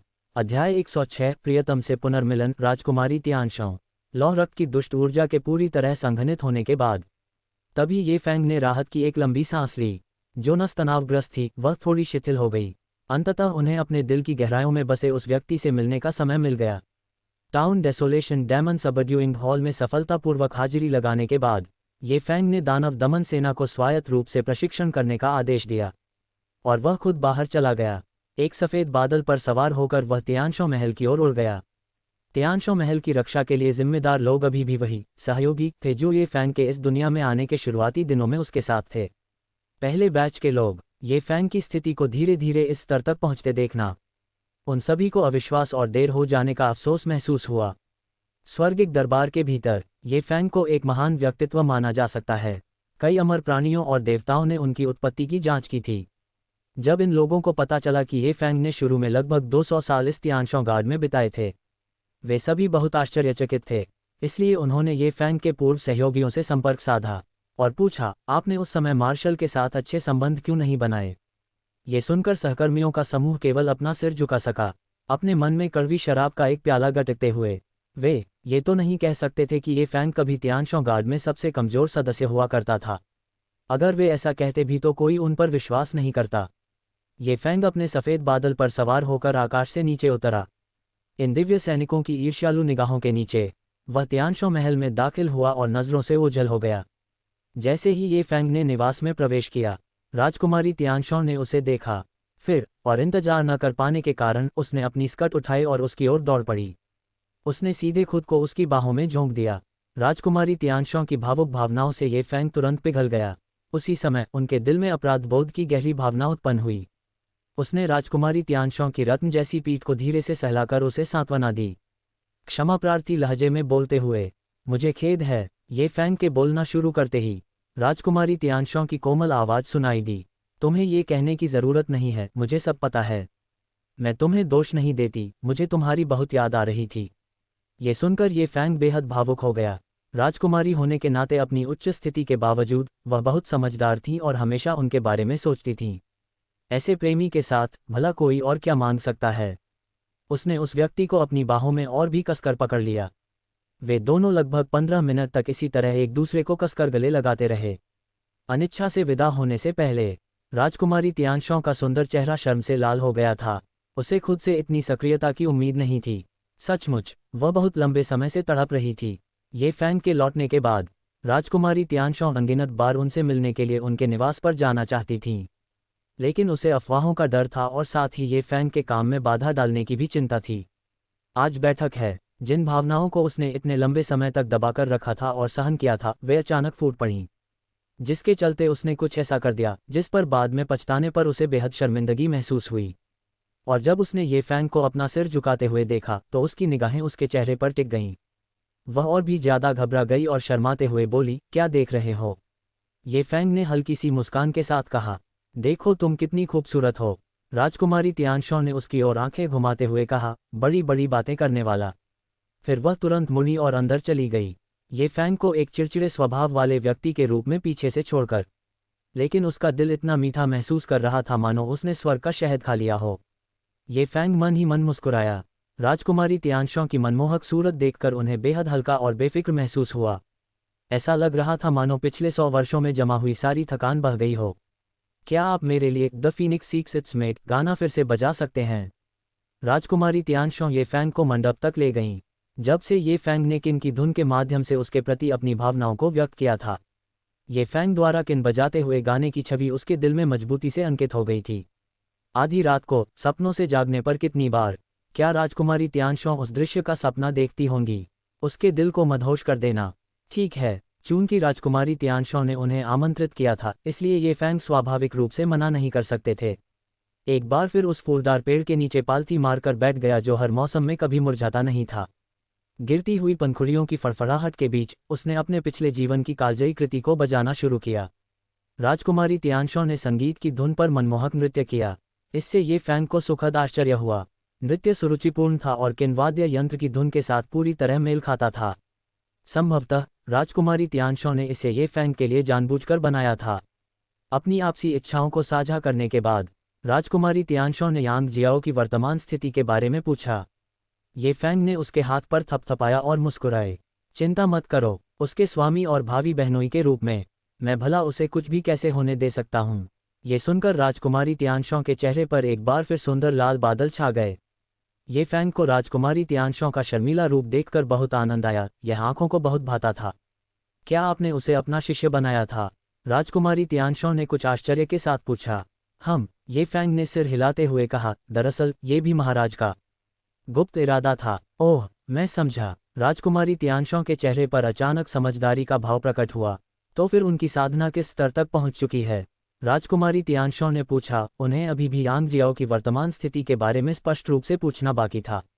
आखिरकार वह अक्सर अपनी चाची जेड मेडन से मिलने के लिए जेड पूल जाया करती थी। जैसे ही उसे पता चलेगा वह अपनी चाची को स्थिति के बारे में बता सकती है। अपनी चाची को आश्वस्त करने के लिए। बुरा नहीं है, सच्चे अमृतत्व की महान पूर्णता के ठीक करीब है। क्षेत्र, मुझे पक्का नहीं पता कि उसने गोल्डन इमॉर्टल का दर्जा हासिल कर लिया है या नहीं। मेरे लौटने के बाद से लगभग 10 वर्षों में यह क्षेत्र बदल गया है। ये फैंग ने उत्तर दिया। सच्चे अमर की महान पूर्णता क्षेत्र। ये सुनकर राजकुमारी तियानशॉ का छोटा सा मुंह सदमे से ओक के आकार का हो गया। उनका दिल अत्यधिक आश्चर्य से भर गया। ये सोचकर आश्चर्य होता है कि मात्र 100 वर्षों में ही उन्होंने सच्चे अमृतत्व की महान पूर्णता प्राप्त कर ली थी। क्षेत्र, और शायद वह स्वर्ण अमरता के स्तर तक भी पहुंच गया हो। तो फिर उसकी साधना मुझसे कहीं अधिक उन्नत है। राजकुमारी तियानशॉ को थोड़ी शर्मिंदगी महसूस हुई। उसने खेती बाड़ी में जितने साल बिताए थे उन्हें युगों में गिना जा सकता था, और आज तक वह सच्चे अमृतत्व की अंतिम अवस्था में ही थी। क्षेत्र, जैद सम्राट की सबसे बड़ी बेटी होने के नाते राजकुमारी तियानशॉ की प्रतिभा स्वाभाविक रूप से शीर्ष स्तर की थी। बात सिर्फ इतनी सी है कि वह अपनी ताकत से बहुत ज्यादा उम्मीदें नहीं रखती थी। उनका अधिकांश समय संगीत, शतरंज, सुलेख, चित्रकला और फूलों और पौधों की देखभाल में व्यतीत होता था। उसकी असाधारण प्रतिभा को बर्बाद करना। लगता है आज से मुझे गंभीरता से साधना करनी होगी। राजकुमारी तियानशॉ ने अपनी निर्मल मुट्ठी भींच ली। उसके होंठ हल्के से ऊपर की ओर उठे हुए थे जो बेहद मनमोहक लग रहे थे। तो फिर अपना सर्वश्रेष्ठ प्रदर्शन करो, ये फैंग ने मुस्कुराते हुए कहा। हालांकि उनके साथ होने से राजकुमारी तियानशॉ की रक्षा करना पर्याप्त से भी अधिक था, लेकिन ग्रैंड यूनिटी गोल्डन इमॉर्टल तक पहुंचने से पहले इस दायरे में किसी व्यक्ति का जीवनकाल अंततः सीमित होगा। यहाँ तक कि फ्लैट पीच भी स्वर्ग और मनुष्य के 5 पतन को केवल विलंबित कर सकता था, रोक नहीं सकता था। ये फैंग को उम्मीद थी कि वह और उसकी प्रेमिका स्वर्ग के साथ शाश्वत जीवन साझा कर सकेंगे। अगर यह वास्तव में संभव नहीं था, वह 9 चक्करों वाले स्वर्णिम अमृत को प्राप्त करने के लिए हर संभव प्रयास करेगा। वह अपनी सुंदरता को बूढ़ा होकर धूल में तब्दील होते हुए नहीं देख सकता था। ठीक है, राजकुमारी तियानशॉ ने गंभीरता से सिर हिलाया। फिर मानो अचानक कुछ याद आ गया हो, अपने सुंदर हाथ को झटकते हुए उसने हल्के पीले रंग का एक चाबुक निकाला।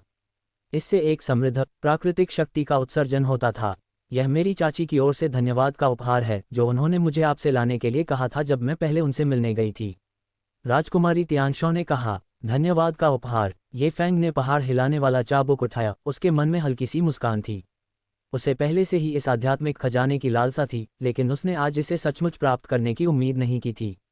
उसे बस यह नहीं पता था कि जेड मेडन का मतलब निचले लोक में नरमी बरतने के लिए उसे धन्यवाद देना था या नहीं, या फिर ऊपरी लोक में यांग जियाओ की देखभाल करने के लिए उन्हें धन्यवाद देने के लिए। मैं इसे स्वीकार कर लूंगी। कृपया मेरी ओर से सबसे बड़ी राजकुमारी को धन्यवाद कह दीजिएगा। ये फैंग ने भी मना नहीं किया क्योंकि उसे वास्तव में इसकी जरूरत थी। इसके अतिरिक्त, हालांकि जेड कन्या स्वर्गिक दरबार की युद्ध देवी थी, अब जेड पूल के अंदर कैद होने के कारण उसे इस आध्यात्मिक खजाने की कोई आवश्यकता नहीं थी। ये बेहतर था कि यह उसके हाथों में रहे जहां यह अपना उद्देश्य पूरा कर सके। ठीक है, राजकुमारी तियानशॉ ने तुरंत सहमति दे दी।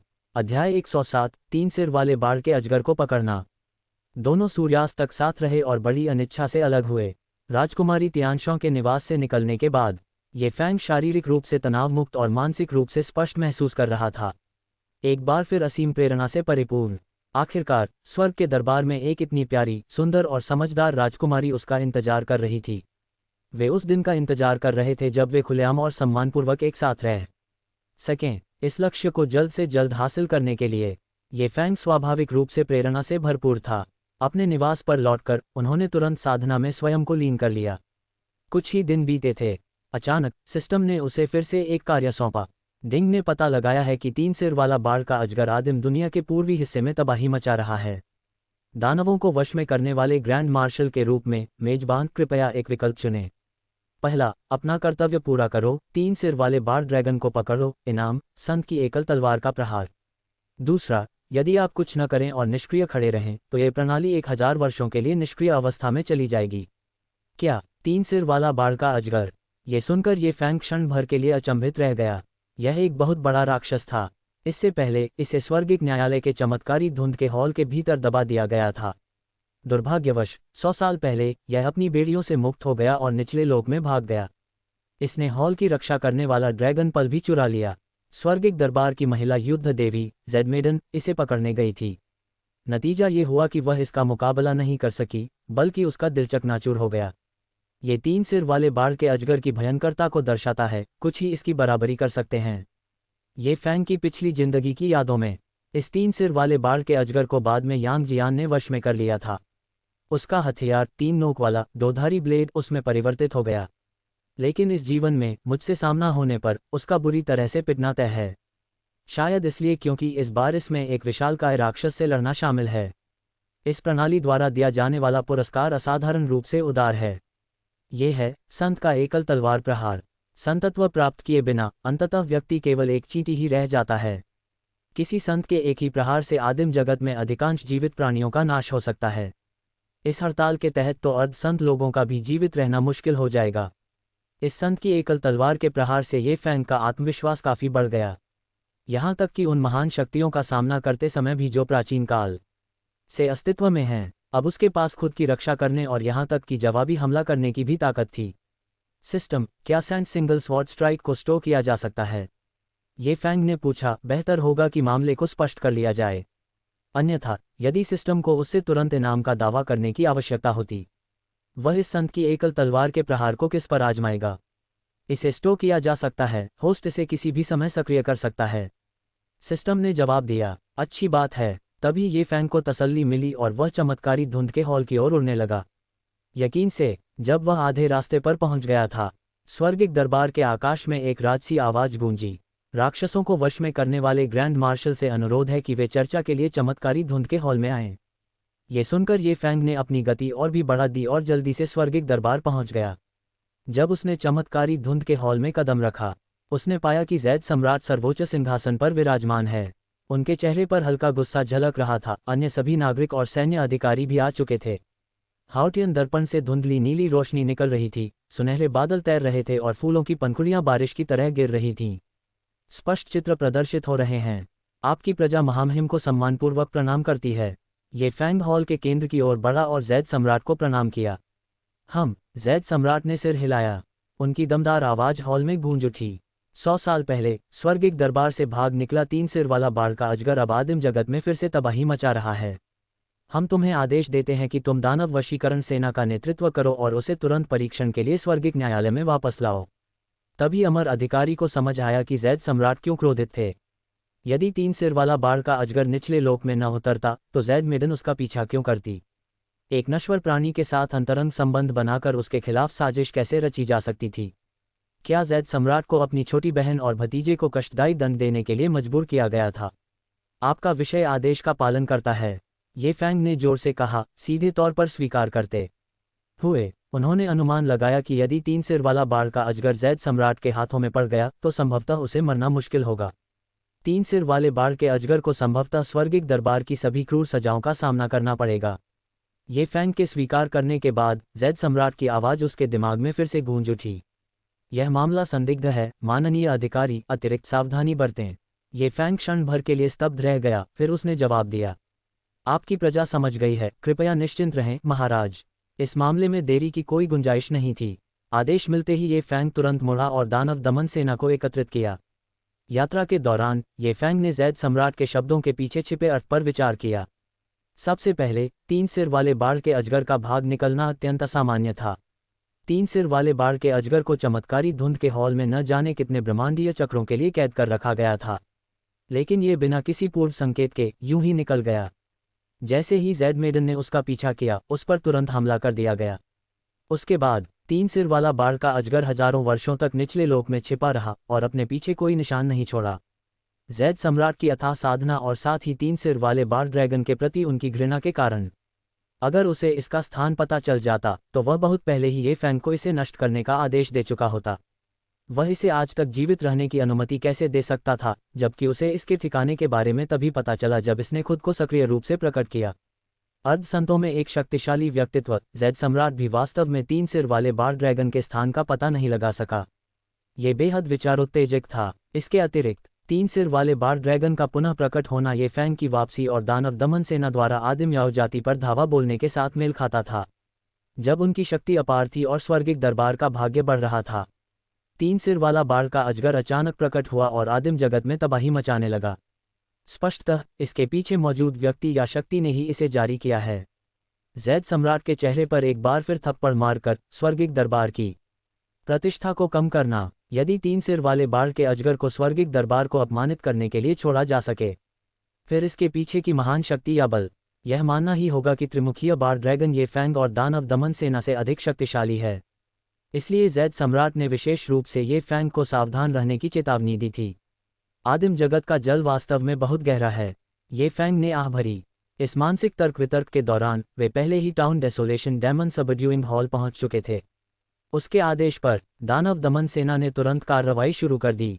1 लाख सैनिकों ने भव्यता से पूर्वी स्वर्ग द्वार से होकर मार्च किया, निम्न लोक की ओर अग्रसर, पूरी जान लगा देना। जल्द ही ये फैंग और दानव दमन सेना एक विशाल झील के ऊपर पहुंच गए।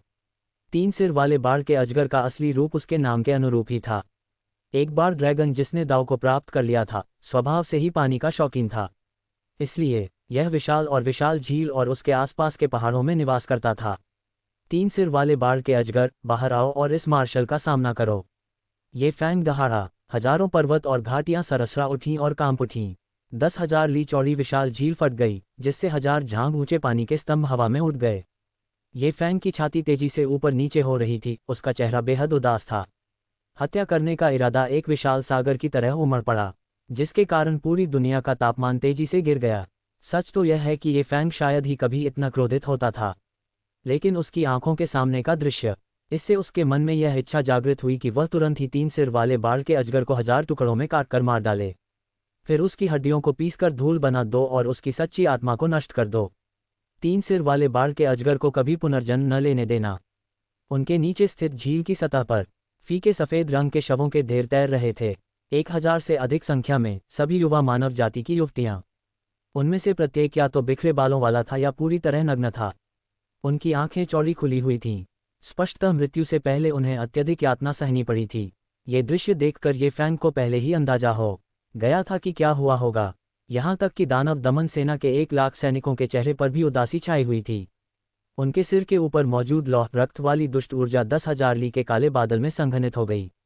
एक विशाल दमनकारी आकृति जो सूर्य को ढक लेती है, जिससे पूरे इलाके में हवाएं कर्कश आवाज करने लगी, आसमान काला पड़ गया और पूरी दुनिया में वीरांगी का माहौल छा गया। 3 सिर वाला बाढ़ का अजगर, जो मूल रूप से स्वर्ग के दरबार में कैद एक मछली थी, स्वभाव से ही कामुक था। ये फैंग की पिछली जिंदगी की यादों में भी यही बात झलकती है। उसे याद आया कि यांग जियान द्वारा बुरी तरह पीटे जाने और काबू में किए जाने के बाद ये पश्चातापहीन बना रहा और फॉक्स सिस्टर को नुकसान पहुंचाना चाहता था। परिणामस्वरूप यांग जियान समय में वापस चला गया और एक दिव्य क्षमता का उपयोग करके 3 सिर वाले बाढ़ ड्रैगन को सीधे 3 नोक वाले 2धारी ब्लेड में बदल दिया। मानव रूप को पुनः प्राप्त करने में हमेशा के लिए असमर्थ, लेकिन अब 3 सिर वाला बाढ़ का अजगर स्वर्गिक दरबार से भाग निकला था और उसने लगभग जेड मेडन को मार ही डाला था। इसके पीछे एक शक्तिशाली ताकत थी, अपने अहंकार और दुस्साहस के चरम पर। स्वाभाविक रूप से ये कानूनविहीन था और अपनी मर्जी से काम करता था। सिस्टम का कार्य प्राप्त करने से लेकर चमत्कारी धुंध के हॉल में आदेश प्राप्त करने तक और फिर यहाँ तक पहुँचने तक कितना समय बीत चुका था, फिर भी इतनी दुखद घटना घटित हो चुकी थी, वह इसकी कल्पना भी नहीं कर सकता था। यदि उसके पिछले जीवन की यादों के अनुसार यांग जियान द्वारा त्रिमुखीय बाढ़ ड्रैगन को वश में करने तक मानव जाति के कितने लोग क्रूर मृत्यु का शिकार हो चुके होंगे। अध्याय 108 देवतावध भाला बनाम ताई स्वर्ण अमर। ये फैंग की भयंकर दहाड़ सुनकर विशाल झील का केंद्र तीव्र गति से उबलने और गड़गड़ाहट करने लगा, मानो वह उबल रहा हो। बूम! एक जोरदार धमाका हुआ और पानी का एक सफ़ेद स्तंभ आसमान की ओर उठ उठा। यह एक विशालकाय ज्वारीय लहर में परिवर्तित हो गया जो ये फैंग की ओर तेजी से बढ़ रही थी। ऐसा प्रतीत होता था कि इस प्रवेश द्वार का उद्देश्य शुरू से ही दानवों को वश में करने वाली सेना को शर्मिंदा करना था। ये फैंग ने अपना हाथ उठाया और उस विशाल लहर को तितर-बितर कर दिया, जिससे वह वापस झील में चली गई। विशाल झील के ऊपर एक आदमी हवा में खड़ा था जो दूर से ये फैंग की ओर देख रहा था। उसका शरीर गठीला था और उसने बैंगनी लाल रंग का कवच पहन रखा था। उसके चेहरे की बनावट तीखी और नुकीली थी, सिर पर 2 सींग थे और उसका चेहरा सुंदर होने के साथ साथ भयावह भी था। वह तिरस्कार भरी निगाहों से ये फैंग को ऊपर से नीचे तक देख रहा था। उसके होंठों के कोने पर एक शरारती मुस्कान खिल उठी। तो स्वर्गिक न्यायालय का दानव वशीकरण का ग्रैंड मार्शल सिर्फ एक बदतमीज बच्चा है। मुझे लगा था कि उसके 3 सिर और 6 हाथ होंगे। हाँ हाँ। 3 सिर वाले बाढ़ के अजगर ने घमंड से ठहाका लगाया। उसका व्यवहार पूरी तरह से निर्भीक था। उसने ये फैंग को जरा भी गंभीरता से नहीं लिया। 3 सिर वाले बाढ़ के अजगर जैसे महान दानव के लिए जो अनगिनत ब्रह्मांडीय चक्रों से गुजर चुका था, ये फैंग जैसा साधक जिसकी उम्र केवल 300 वर्ष से थोड़ी अधिक थी, वास्तव में बहुत छोटा प्रतीत होता था। यह उतना समय भी नहीं था जितना वह आराम से एकांत में बिता सकता था या फिर झपकी ले सकता था। 3 सिर वाला बाढ़ का अजगर जानबूझकर इसका इस्तेमाल 1 लाख सैनिकों वाली दानव दमन सेना के सामने ये फैंग को शर्मिंदा करने के लिए कर रहा था। ये फैंग ने 3 सिर वाले बाढ़ ड्रैगन को देखा और उसकी उपस्थिति से बिल्कुल भी आश्चर्यचकित नहीं हुआ। वह इसके लिए तैयार भी लग रहा था। इससे उनके पहले के संदेह की और पुष्टि हो गई। 3 सिर वाले बाढ़ के अजगर ने जानबूझकर उसे यहाँ फंसाया था। ये फैंग ने उपहास करते हुए कहा, यह मार्शल उन कुछ निर्लज व्यक्तियों की तरह नहीं है जो अनंत युगों तक जीवित रहने के बावजूद, क्या वे अब भी ऐसी घिनौनी योजनाओं में लिप्त हैं? क्या उनके सारे साल व्यर्थ ही बीत गए? ये फैंग के शब्द 3 सिर वाले बाढ़ ड्रैगन की निंदा और उसके पीछे मौजूद शक्तिशाली प्राणी पर एक व्यंग्यात्मक प्रहार दोनों थे। वह जैद सम्राट को शर्मिंदा करना चाहता था। ये सोचना भी दुखद है कि वह बार बार इस तरह की कपटपूर्ण चालों का सहारा लेगा। उसे संदेह था कि बाद में तीसरी पवित्र माता, 7 परियों और यहाँ तक कि बैलदानव और चरवाहे द्वारा धोखा दी गई बुनकर लड़की से जुड़ी घटनाएं भी इसी कारण से घटित हुई थीं। संभवतः इनमें से 80% काम 3 सिर वाले बाढ़ के अजगर की आकृति के पीछे मौजूद व्यक्ति का था।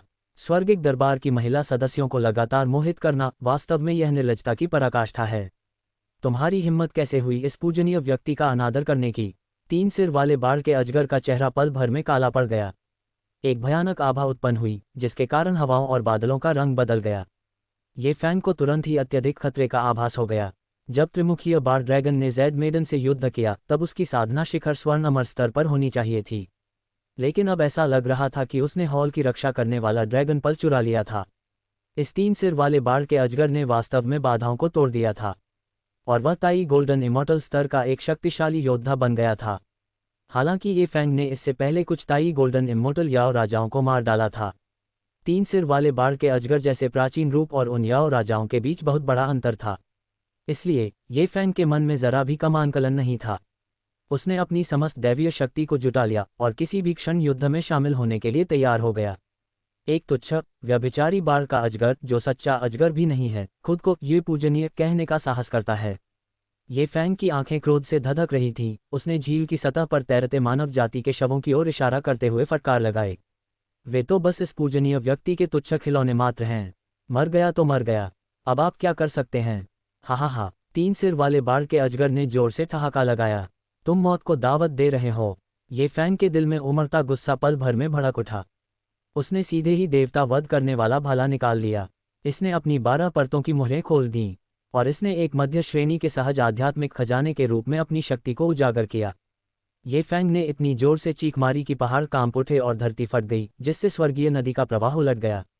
वह सुनहरी रोशनी की एक लकीर में परिवर्तित हो गया और अत्यंत गति से 3 सिर वाले बाढ़ के अजगर की ओर दौड़ पड़ा।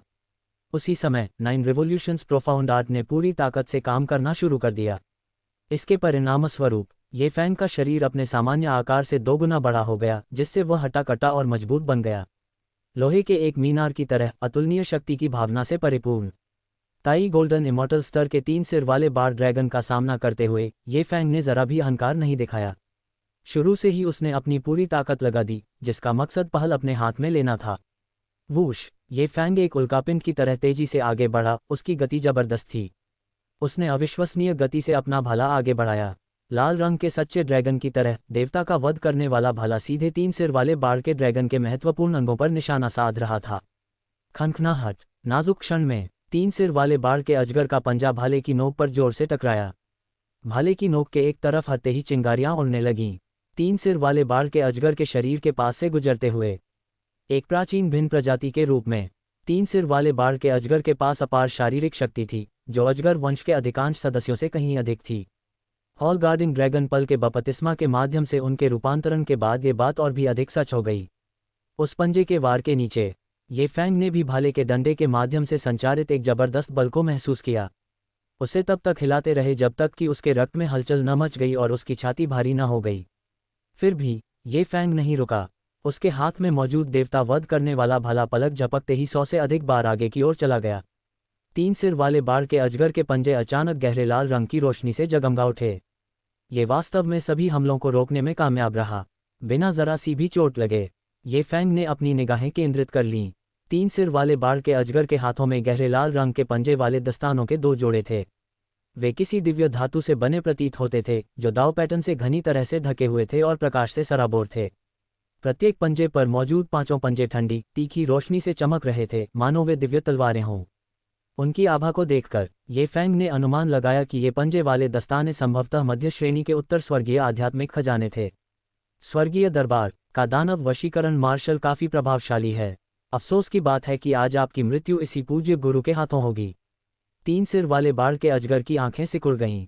उसकी तलवार जैसी भौहें तन गईं और उसने अपने बाढ़ ड्रैगन के पंजे लहराते हुए ये फैंग की ओर छलांग लगाए। दोनों पंजे हवा को चीरते हुए निकले, जिससे कई काली दरारें बन गईं। उनमें एक भयानक चीरफाड़ करने की शक्ति थी, एक बड़ा जाल बनाना। ये फैंग को सीधे अपनी चपेट में लेकर उसे टुकड़े टुकड़े करने का इरादा रखते हुए ये फैंग ने अपनी सांस रोक ली और एकाग्रचित होकर ध्यान केंद्रित किया, जरा भी आराम करने की हिम्मत नहीं की। उसके हाथ में मौजूद देवता हत्यारा भाला एक अजगर की तरह गतिमान था, जो बाढ़ के अजगर के पंजों से भयंकर रूप से टकरा रहा था। पहाड़ों को चीरते हुए विशाल चोटियां गरजती हुई धराशायी हो गईं। धरती फट गई। गहरी अथाह दरारों से काली ऊर्जा निकल रही थी, मानो सीधे नरक की 9 गुना गहराइयों की ओर ले जा रहा हो।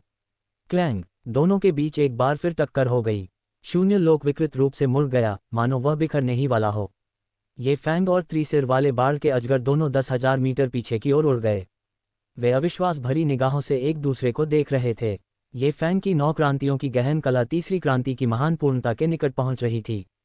उनका शारीरिक ढांचा दिव्य लोहे के समान था और उनकी शक्ति भयावह स्तर तक पहुंच गई थी। उसने पूरी ताकत से हमला किया था, फिर भी वह मुश्किल से ही बराबरी पर मुकाबला कर सका। उसे कोई फायदा नहीं मिला।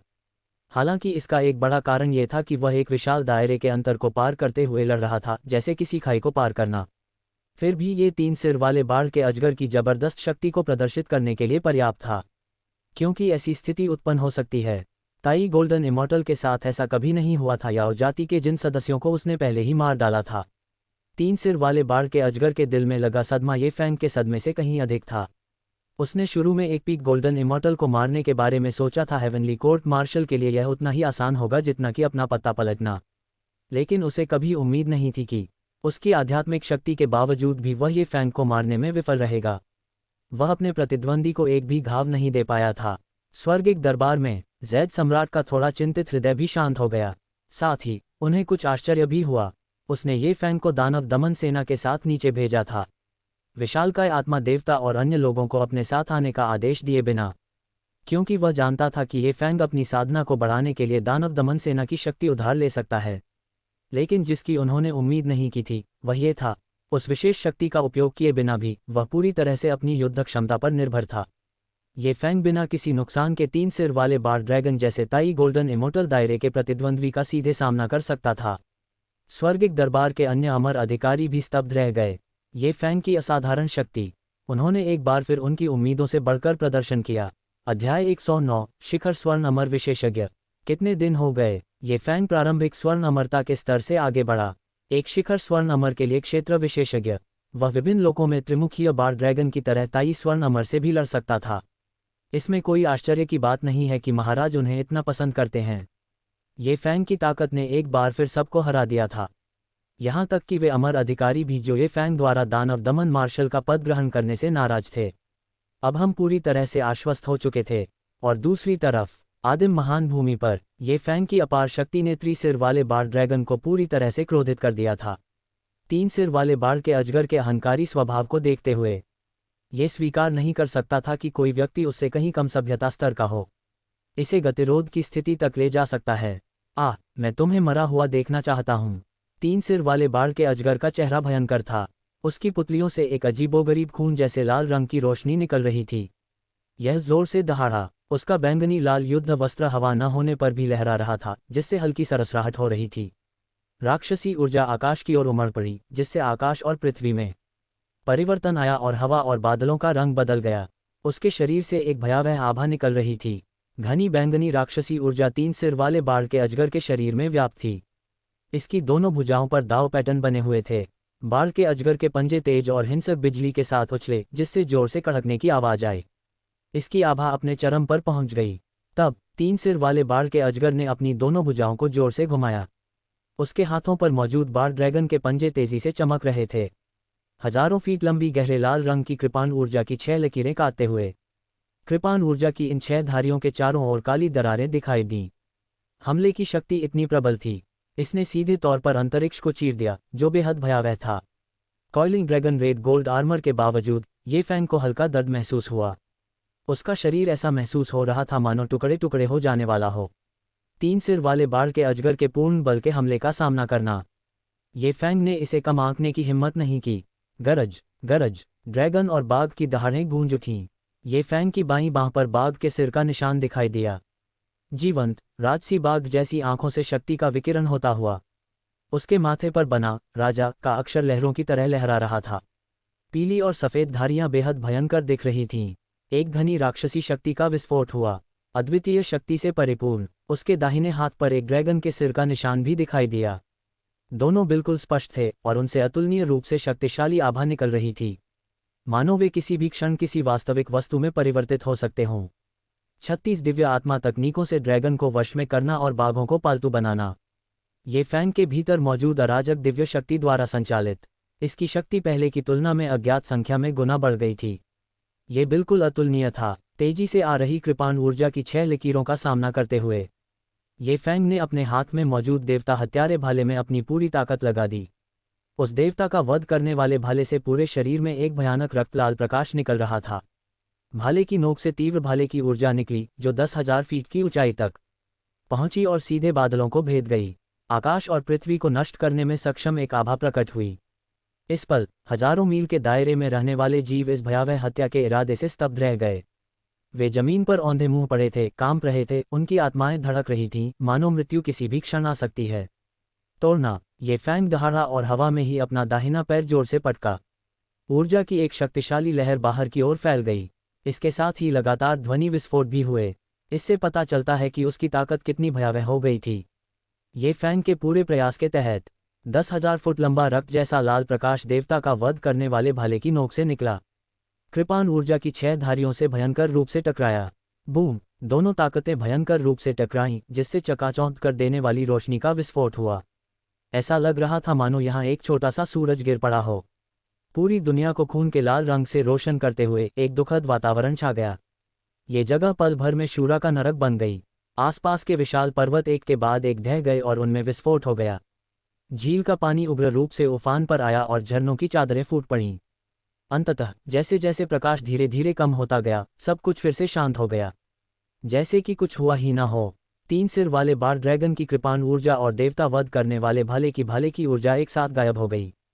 गड़गड़ाहट। अगले ही पल हजारों मील में फैले विशाल पर्वत जमीन से ऊपर उठ गए।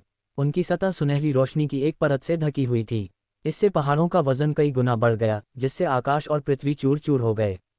सभी चीजों को नष्ट करने की शक्ति लिए हुए वे हिंसक रूप से 3 सिर वाले बाढ़ के अजगर की ओर बढ़े। 3 सिर वाले बाढ़ के अजगर ने ये फैंग की ओर एक नज़र डाली। इसने मध्य श्रेणी के उत्तर आकाशीय आध्यात्मिक खजाने को हिला दिया। फ्लड ड्रैगन के पंजे उसके हाथों में हैं। तेज कृपाण ऊर्जा की लकीरों ने सामने खड़े विशाल पर्वत पर प्रहार किया और उसे अनगिनत टुकड़ों में चकनाचूर कर दिया। मिट्टी के टुकड़े गिरे, जिससे लगातार झरने उठते हुए छलकने लगे।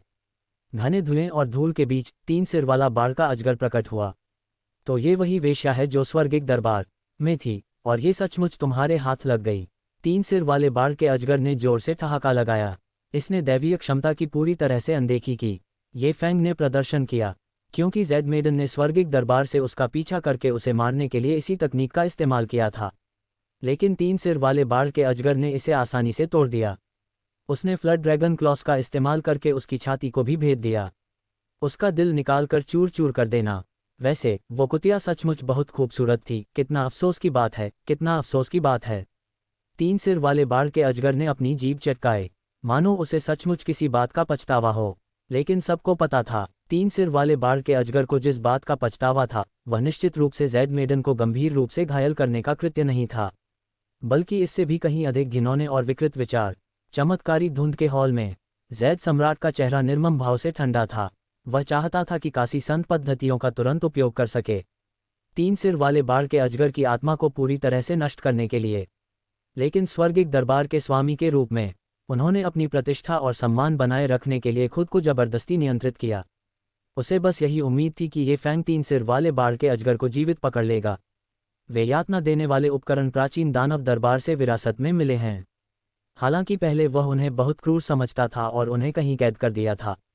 अब ऐसा प्रतीत हो रहा था, अब उनके उपयोग का समय आ गया था। उस समय वह निश्चित रूप से त्रिमुखीय बाढ़ ड्रैगन को सूचित कर देगा। मृत्यु की भीख मांगने और उसे प्राप्त करने में असमर्थ होने का क्या अर्थ होता है? जब ये फैंग ने 3 सिर वाले बाढ़ के अजगर के घिनौने शब्द सुने, उसके दिल में आक्रोश और भी बढ़ गया। लगभग स्वर्ग और धरती के इस टुकड़े को जलाकर राख कर दिया। मेरे लिए उठो, ये फैंग चिल्लाया, कोड़े मारने और पत्थरों को हिलाने की दिव्य शक्ति के तहत आसपास के 1000 विशाल पर्वतों को। दरअसल दोनों एक साथ जमीन से ऊपर उठ गए। प्रत्येक पर्वत सुनहरी रोशनी से ढका हुआ था, दाव पैटर्न से सघन था, जो आकाश और पृथ्वी को चूर चूर कर रहा था। अराजकता की दिव्य शक्ति से संचालित त्यानगैंग दिव्य क्षमता कितनी भयावह है, यह इसी से स्पष्ट होता है। इस बार 3 सिर वाले बाढ़ के अजगर के चेहरे पर मौजूद मुस्कान पल भर में जम गई। उसने पहले भी जेड मेडन को इस तकनीक का इस्तेमाल करते देखा था, लेकिन वह उन्हें एक एक करके ही नियंत्रित करती थी। अपनी पूरी शक्ति से वह अधिक से अधिक 1 दर्जन पहाड़ों को नियंत्रित कर सकती थी। इसने ये फैंग को ऐसा करते हुए पहले कभी कब देखा था। वह एक ही समय में हजारों पहाड़ों को नियंत्रित कर रहा था। इससे लगभग पूरी पृथ्वी ही उलट गई थी। ये फैंग का पूरा शरीर चमक रहा था, एक छोटे सुनहरे सूर्य की तरह जो अरबों दिव्य किरणें उत्सर्जित करता है। उसने अपने शरीर के भीतर मौजूद अराजकता की दिव्य शक्ति को चरम सीमा तक पहुंचा दिया। मारना, ये फैंग ने आदेश दिया। हजारों विशाल पर्वत 3 सिर वाले बाढ़ के अजगर की ओर ढह गए। इस पल असीम शून्य लोक कांप उठा और आकाश और पृथ्वी दहाड़ उठे। ऐसा लग रहा था मानो एक साथ 10,000 धीमी गड़गड़ाहट की आवाजें गूंज रही हों। 3 सिर वाले बाढ़ के अजगर को ये फैंग को उकसाने पर पछतावा होने लगा। स्वयं को ऐसी विकट परिस्थिति में फंसा लेना। हालांकि ये स्वाभाविक रूप से स्थिर बैठकर मृत्यु की प्रतीक्षा नहीं कर सकता था। यह अपने मूल स्थान से सीधे आकाश में उड़ गया। ऊपर से आ रही रोशनी से बचना चाहता हूं, लेकिन ये फैंग इसे अपनी मनमानी कैसे करने दे सकता था। त्यानई ट्रू वाटर एक जल के पर्दे में परिवर्तित हो गया, हजारों मील तक फैला हुआ। इसने सीधे तौर पर हर चीज को कवर किया। 3 सिर वाले बाढ़ के अजगर के भागने के रास्ते को पूरी तरह से बंद कर दिया गया। मेरे रास्ते से हट जाओ। बाढ़ ड्रैगन के पंजों की एक जोड़ी ने गहरे सुनहरे रंग की कृपाणु ऊर्जा उत्सर्जित की। बेहद तेज त्यानई ट्रू वाटर को काटने की कोशिश कर रहा है। धमाका, छपाक। इस प्रभाव के कारण त्यानई ट्रू वाटर में हिंसक रूप से हलचल मच गई, लेकिन इसके टूटने या बिखरने के कोई संकेत नहीं थे। अध्याय 110, समुद्र को शांत करने वाले दिव्य मोती। टकरा जाना। त्यानई नदी का सच्चा जल उफान मारता हुआ और मंथन करते हुए हजारों फीट ऊंची एक विशाल लहर में तब्दील हो गया। इसने सीधे 3 सिर वाले बाढ़ के अजगर को ऊंचे आकाश से नीचे गिरा दिया। जिस क्षण 3 सिर वाला बाढ़ का अजगर गिरा, उसने त्यानई ट्रू वाटर के भीतर धुंधला सा कुछ देखा। 12 हल्के नीले रंग के मोती। उनकी उत्सर्जित शक्ति ने ही त्यानई ट्रू वाटर को स्थिर किया था, इसे 3 सिर वाले बाढ़ के अजगर के हमले से टूटने से बचाना। जैसे ही 3 सिर वाला बाढ़ का अजगर गिरा, वह एक के बाद एक विशाल पहाड़ों के नीचे पूरी तरह से डूब गया। हालांकि उसने अपने हाथों में मौजूद बाढ़ ड्रैगन के पंजों को सक्रिय करने के लिए अपनी पूरी ताकत लगा दी ताकि पहाड़ों को चीरकर चकनाचूर कर सके। अंततः वह उन सभी को रोक नहीं सका।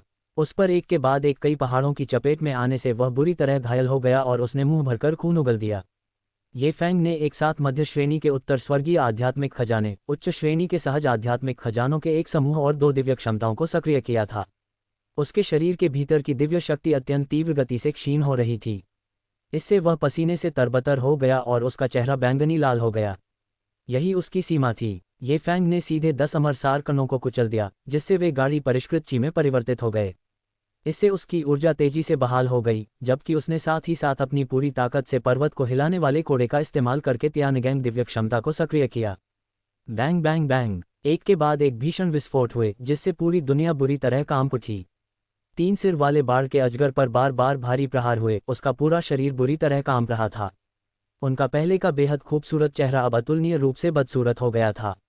एक स्पष्ट और गूंजती हुई ड्रैगन की दहाड़ के साथ 3 सिर वाला बाढ़ का अजगर अपने असली रूप में परिवर्तित हो गया। 1 लाख फुट लंबा, बैंगनी काले रंग का विशालकाय बाढ़ का अजगर। इस बाढ़ के अजगर का शरीर बैंगनी रंग के शल्कों से ढका हुआ था। इसकी रीढ़ की हड्डी के साथ साथ नुकीले कांटों की कतारें उगी हुई थीं और इसका शरीर बलवान और शक्तिशाली था। इसके पेट के नीचे 3 पंजे उगाए थे और इसके सिर पर मौजूद अजगर के सींग बहुत छोटे थे। हालांकि उसके कानों के पीछे ताड़ के पंखे के आकार की त्वचा के 2 टुकड़े उगाए। वे कानों के पीछे से गर्दन तक फैले हुए थे। जब उन्हें खोला जाता था तो वे कुछ हद तक मोर की पूंछ की तरह दिखते थे। 3 सिर वाले बाढ़ के अजगर के शरीर पर व्याप्त आभा अतुलनीय रूप से हिंसक थी और उसका चेहरा भयानक और बदसूरत था। यह मानव रूप धारण करने के बाद उनके स्वरूप से बिल्कुल भिन्न था। 3 सिर वाला बाढ़ का अजगर अपना असली रूप प्रकट कर रहा है। यह मानव जाति के किसी सदस्य द्वारा धर्म शरीर अभिव्यक्ति करने के समकक्ष था। उसकी शक्ति विस्फोटक रूप से बढ़ गई। उस अजगर जैसे शरीर के 70 से 80 हजार फीट तक फैले एक ही झटके में पहाड़ों के पूरे पूरे भूभाग टुकड़े टुकड़े हो गए। संक्षिप्त करो। ये देखकर ये फैंग ने जोर से चिल्लाते हुए अपनी पूरी ताकत से तियानई ट्रू वाटर को सक्रिय कर दिया। टकरा जाना। तियानई का सच्चा जल उग्र रूप से उमड़ पड़ा और उसने समुद्र को शांत करने वाले दिव्य मोतियों को आधार बनाया। वास्तव में इसने एक अतुलनीय रूप से विशाल हथौड़ा का रूप ले लिया। ये 3 सिर वाले बाढ़ के अजगर से भी दर्जनों गुना बड़ा था। ये बेरहमी से उसके सिर के ऊपरी हिस्से की ओर टूट पड़ा। 3 सिर वाले बाढ़ के अजगर ने खतरे को भांप लिया और उसके तीनों सिर एक साथ पीछे की ओर मुड़ गए। अपने बड़े मुंह खोलकर इसने एक साथ 3 बैंगनी रंग के बिजली के खंभे उगले। बिजली की रोशनी बेकाबू होकर फैल गई। उन्होंने उग्र रूप से गिरते हुए तियानई ट्रू वाटर पर प्रहार किया। चटकने की आवाज़। ये बैंगनी रंग के बिजली के खंभे त्रिमुखीय बाढ़ ड्रैगन की जन्मजात दिव्य क्षमता थे और अतुलनीय रूप से शक्तिशाली थे। तियानई ट्रू वाटर की सतह से भारी मात्रा में जलवाष्प उठी। बिजली की प्रचंड शक्ति ने लगातार तियानई के सच्चे जल को वाष्पीकृत और विलीन कर दिया। ये फैंग ने पर्वत को हिलाने वाले चाबुक को वापस खींच लिया और साथ ही पर्वतों को हिलाने और पत्थरों को स्थानांतरित करने की तियानगैंग दिव्य क्षमता को भी बिखेर दिया। इसके बजाय उन्होंने अपनी पूरी ताकत से समुद्र को शांत करने वाले दिव्य मोतियों को सक्रिय करने का प्रयास किया। समुद्र को शांत करने वाले 12 दिव्य मोतियों से तुरंत ही एक शानदार प्रकाश निकलने लगा। नीले रंग की दिव्य आभा की एक परत फैल गई। इसने धीरे धीरे तियानई ट्रू वाटर को पूरी तरह से घेर लिया, जिससे बिजली की शक्ति अवरुद्ध हो गई। फिर वह जोर से नीचे गिर पड़ा। बूम। समुद्र को शांत करने वाले दिव्य मोतियों की विशेषता उनका वजन था। ये फैंग को अपने पिछले जीवन की यादों में झाओ गोंगिंग ने इस खजाने की शक्ति पर भरोसा किया था। कुनलुन के 12 स्वर्ण अमर और चांद संप्रदाय के उपप्रमुख रांडेंग पर बार बार प्रहार करना। तियानई ट्रू वाटर के साथ संयुक्त रूप से, जिसमें स्वयं एक पूरे महासागर का भार था। उन दोनों की संयुक्त शक्ति अत्यंत भयावह थी। जिस क्षण त्रिमुखीय बाढ़ ड्रैगन पर प्रहार हुआ, इसके तीनों सिरों से एक साथ बड़ी मात्रा में ताज़ा खून निकला। फिर वह तेजी से ऊंचे आकाश से नीचे गिरने लगा, सीधे जमीन पर जा गिरा। उसके आसपास के 1000 मील के दायरे में धरती पूरी तरह से फट गई और इतनी चकनाचूर हो गई कि उसकी पहचान करना असंभव हो गया। ये फैंग का शरीर कांप उठा। उसके कदम लड़खड़ा रहे थे और वह मुश्किल से खड़ा हो पा रहा था। तियानई ट्रू वाटर और समुद्र को शांत करने वाले दिव्य मोतियों को वापस लेने के बाद ही उनकी हालत में थोड़ा सुधार हुआ। उसने अपना सिर उठाया, लगातार मंथन करती पृथ्वी को देखते हुए। वह जानता था कि इस 3 सिर वाले बाढ़ के अजगर को गंभीर चोट लगी होगी। हमला तेज करने का यह बिल्कुल सही मौका था, लेकिन इस समय उनकी दिव्य शक्ति समाप्त हो चुकी थी और उनके लिए आध्यात्मिक खजाने की शक्ति का पुनः उपयोग करना मुश्किल था। ये फैंग की आंखों में दृढ़ संकल्प का भाव प्रकट हुआ और उसने सीधे धर्म शरीर अभिव्यक्ति को सक्रिय कर दिया। उनकी आकृति पल भर में 60,000 फीट तक फैल गई। उसके पूरे शरीर पर गहरे हरे रंग की मांसपेशियां पहाड़ियों की तरह ढेर हो गई थीं। सतह पर उभरी हुई नसें कुंडली मारे हुए अजगरों की तरह थीं, जो विस्फोटक शक्ति से भरी हुई थीं। ये फैंग की 9 क्रांतियों की गहन कला चौथी क्रांति के करीब पहुंच चुकी थी। इसलिए उनकी धर्म शरीर अभिव्यक्ति एक साधारण स्वर्ण अमर की तुलना में कहीं अधिक श्रेष्ठ थी, जिससे उन्हें 60,000 फीट की ऊंचाई तक बढ़ने की क्षमता प्राप्त हुई। ये फैंग ने उसी तरह से बड़े हो चुके देवता हत्यारे भाले को दोनों हाथों से पकड़ लिया। वह बड़े बड़े कदमों से आसमान में फैलती पीली धूल में घुस गया। धड़ाम, धमाका, खनखनाहट, धूल के बीच से लगातार तेज धमाकों की आवाजें गूंज रही थीं। समय समय पर धूल में से एक खूनी बार ड्रैगन की पूंछ झांकती हुई दिखाई देती थी। लेकिन तभी पहाड़ जितनी मोटी देवता का वध करने वाली भाले से उसे जोरदार झटका लगा। धूल के बीच से धातु के रगड़ने की तीखी कर्कश आवाज गूंज उठी। उसी समय तेज बैंगनी रंग की बिजली कड़क रही थी, लेकिन इसका अधिकांश भाग गहरे लाल सुनहरे प्रकाश से ढका हुआ था। एक गूंजती हुई अजगर की दहाड़ सुनाई दी, लेकिन ऐसा प्रतीत नहीं होता था कि यह 3 सिर वाले बाढ़ के अजगर से आया हो। हजारों मील तक धरती कांप उठी और पहाड़ हिलने लगे। पर्वत श्रृंखलाएं एक के बाद एक ढह गईं और असीम पृथ्वी धंस गई। घनी धूल के बीच 2 विशालकाय प्राणी भयंकर संघर्ष में लगे हुए थे। उनकी गति चौंका देने वाली थी। गर्जन, 3 सिर वाले बाढ़ के अजगर की दहाड़ गूंज उठी, जिससे आकाश और पृथ्वी कांप उठे। पास ही स्थित याओ जाति के सदस्य इस ध्वनि तरंग से प्रभावित हुए। उन सभी के शरीर फट गए और वे मर गए। एक प्राचीन प्रजाति की शक्ति पूरी तरह से प्रकट हो गई। लोच, तुम किस बात पर चिल्ला रहे हो? ये फैंग की डांट भरी आवाज भी गूंज उठी। उसने देवता वध करने वाले भाले को लोहे की छड़ी की तरह इस्तेमाल किया और उसे बार बार नीचे की ओर घुमाया। धड़ धड़ धड़, मांस के आपस में टकराने की धीमी सी आवाज गूंज उठी। अस्पष्ट रूप से 3 सिर वाले बाढ़ के अजगर का शरीर तेजी से मथता हुआ दिखाई दे रहा था, मानो वह इस जगह से भाग जाना चाहता हो। मार्शल बहुत ही क्रूर है। दानव दमन सेना के उपस्थित 1 लाख सैनिक स्तब्ध रह गए। ये फैंग एक प्राचीन क्रूर जानवर के साथ आमने सामने की लड़ाई में लगा हुआ था, जो उससे कहीं अधिक उच्च स्तर का था। शायद केवल ये फैंग ही बढ़त बनाए रख सकता था। यहाँ तक कि चमत्कारी धुंध के हॉल में उच्च पदों पर बैठे अमर अधिकारियों के दिल भी तेजी से धड़कने लगे थे और वे लंबे समय तक शांत नहीं हो पा रहे थे। पूरे 15 मिनट बाद अंततः 3 सिर वाला बाढ़ का अजगर धूल से बाहर निकल आया। हालांकि वह अपनी मर्जी से नहीं उड़ा, बल्कि ऐसा लगता है कि उसे किसी ने बाहर फेंक दिया था। अंत में रुकने से पहले उसने कई पर्वत श्रृंखलाओं को समतल जमीन में बदल दिया। इस समय 3 सिर वाले बाढ़ के अजगर का रूप अत्यंत दयनीय था। उसके पूरे शरीर पर मौजूद पपड़ी के बड़े बड़े टुकड़े चकनाचूर हो गए थे। उसके शरीर पर दर्जनों बड़े बड़े छेद थे, जिनसे ताज़ा खून बह रहा था। उसके कानों के पीछे की त्वचा का एक बड़ा टुकड़ा भी फट गया था। उसके गले से केवल एक छोटा सा हिस्सा लटका हुआ था। धड़ाम धड़ाम धड़ाम, भारी कदमों की आहट सुनाई दी। ये फैंग की आकृति भी दिखाई दी। उसके गहरे लाल रंग के सुनहरे कुंडलित अजगर कवच पर भी बड़ी संख्या में सफ़ेद पंजे के निशान थे। बिजली गिरने से उस पर दर्जनों झुलसे हुए धब्बे भी थे और वह थोड़ा विकृत भी हो गया था, लेकिन उसमें सेंध नहीं लगी थी। मध्य श्रेणी के उत्तर स्वर्गीय आध्यात्मिक खजाने से प्राप्त कवच ने अधिकांश हमलों का सामना कर लिया था। ये फैंग के भौतिक शरीर के साथ संयुक्त रूप से, जो निम्न श्रेणी के जन्मजात आध्यात्मिक खजाने के तुलनीय था। हालांकि वह कुछ अस्त व्यस्त दिख रहा था और उसके मुंह के कोने से थोड़ा सा खून रिस गया। उन्हें कोई गंभीर चोट नहीं आई थी। इसके विपरीत उनकी आभा अपने चरम पर थी। वह एक द्वेषपूर्ण ऊर्जा से घिरा हुआ था। उसकी आंखें ठंडी और तीखी थीं। अपने मुंह के कोने से खून पोंछने के बाद ये फैंग ने देव हत्यारे भाले को घसीटा और एक बार फिर आगे बढ़ा। स्पष्टतः उनके हृदय में व्याप्त क्रोध अभी शांत नहीं हुआ था। वह एक ही झटके में 3 सिर वाले बाढ़ के अजगर को पकड़ना चाहता था। अध्याय 111, मार्शल दाओ सेना की आत्मा की शक्ति। 3 सिर वाले बाढ़ के अजगर की आंखों में दृढ़ संकल्प का भाव प्रकट हुआ। यह मानवीय भाषा में बोलता था, तुमने मुझे ऐसा करने पर मजबूर किया। मैं तुम्हें मरा हुआ देखना चाहता हूँ। 3 सिर वाले बाढ़ के अजगर ने पागलों की तरह चीख मारी। बीच वाले सिर ने अपना मुंह चौड़ा खोल दिया। उसने एक सुनहरा गोला उगल दिया। उस क्षण में एक विशालकाय अजगर उस दृश्य पर कहर बरपा सकता है। ये फैंग अचानक रुक गया। उसे एक बेहद खतरनाक आभा का एहसास हुआ। हॉल की रक्षा करने वाला ड्रैगन पल। ये फैंग ने 3 सिर वाले बाढ़ ड्रैगन के सिर के ऊपर स्थित सुनहरे गोले को देखा। वह गोला ड्रैगनची की धाराओं से घिरा हुआ था। उसने उसकी पहचान का अनुमान लगाया। यह मोती 3 सिर वाले बाढ़ के अजगर के सिर के ऊपर मंडरा रहा था, भारी मात्रा में सुनहरी ऊर्जा का प्रवाह करते हुए, जिसे बाद में 3 सिर वाले बाढ़ के अजगर के शरीर में इंजेक्ट किया गया। एक ही समय पर 3 सिर वाले बाढ़ के अजगर की आभा बेतहाशा बढ़ने लगी। इससे ऊर्जा की एक विशाल लहर विकीर्ण हुई। ये फैंग को कई कदम पीछे धकेलते हुए वह आश्चर्यचकित हुए बिना नहीं रह सका।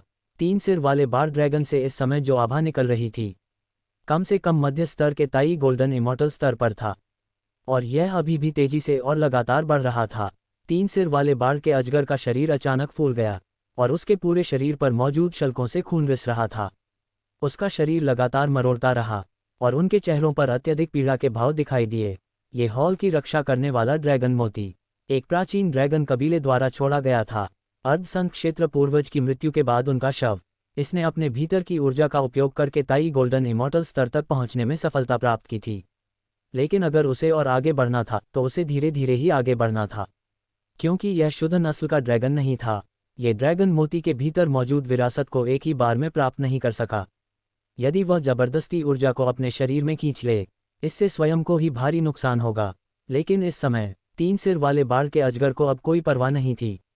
उसने पहले सोचा था कि ये फैंग को मारना हाथ की सुई उछालने जितना आसान होगा, लेकिन ये लड़ाई बार बार उम्मीदों से कहीं आगे निकल गई थी।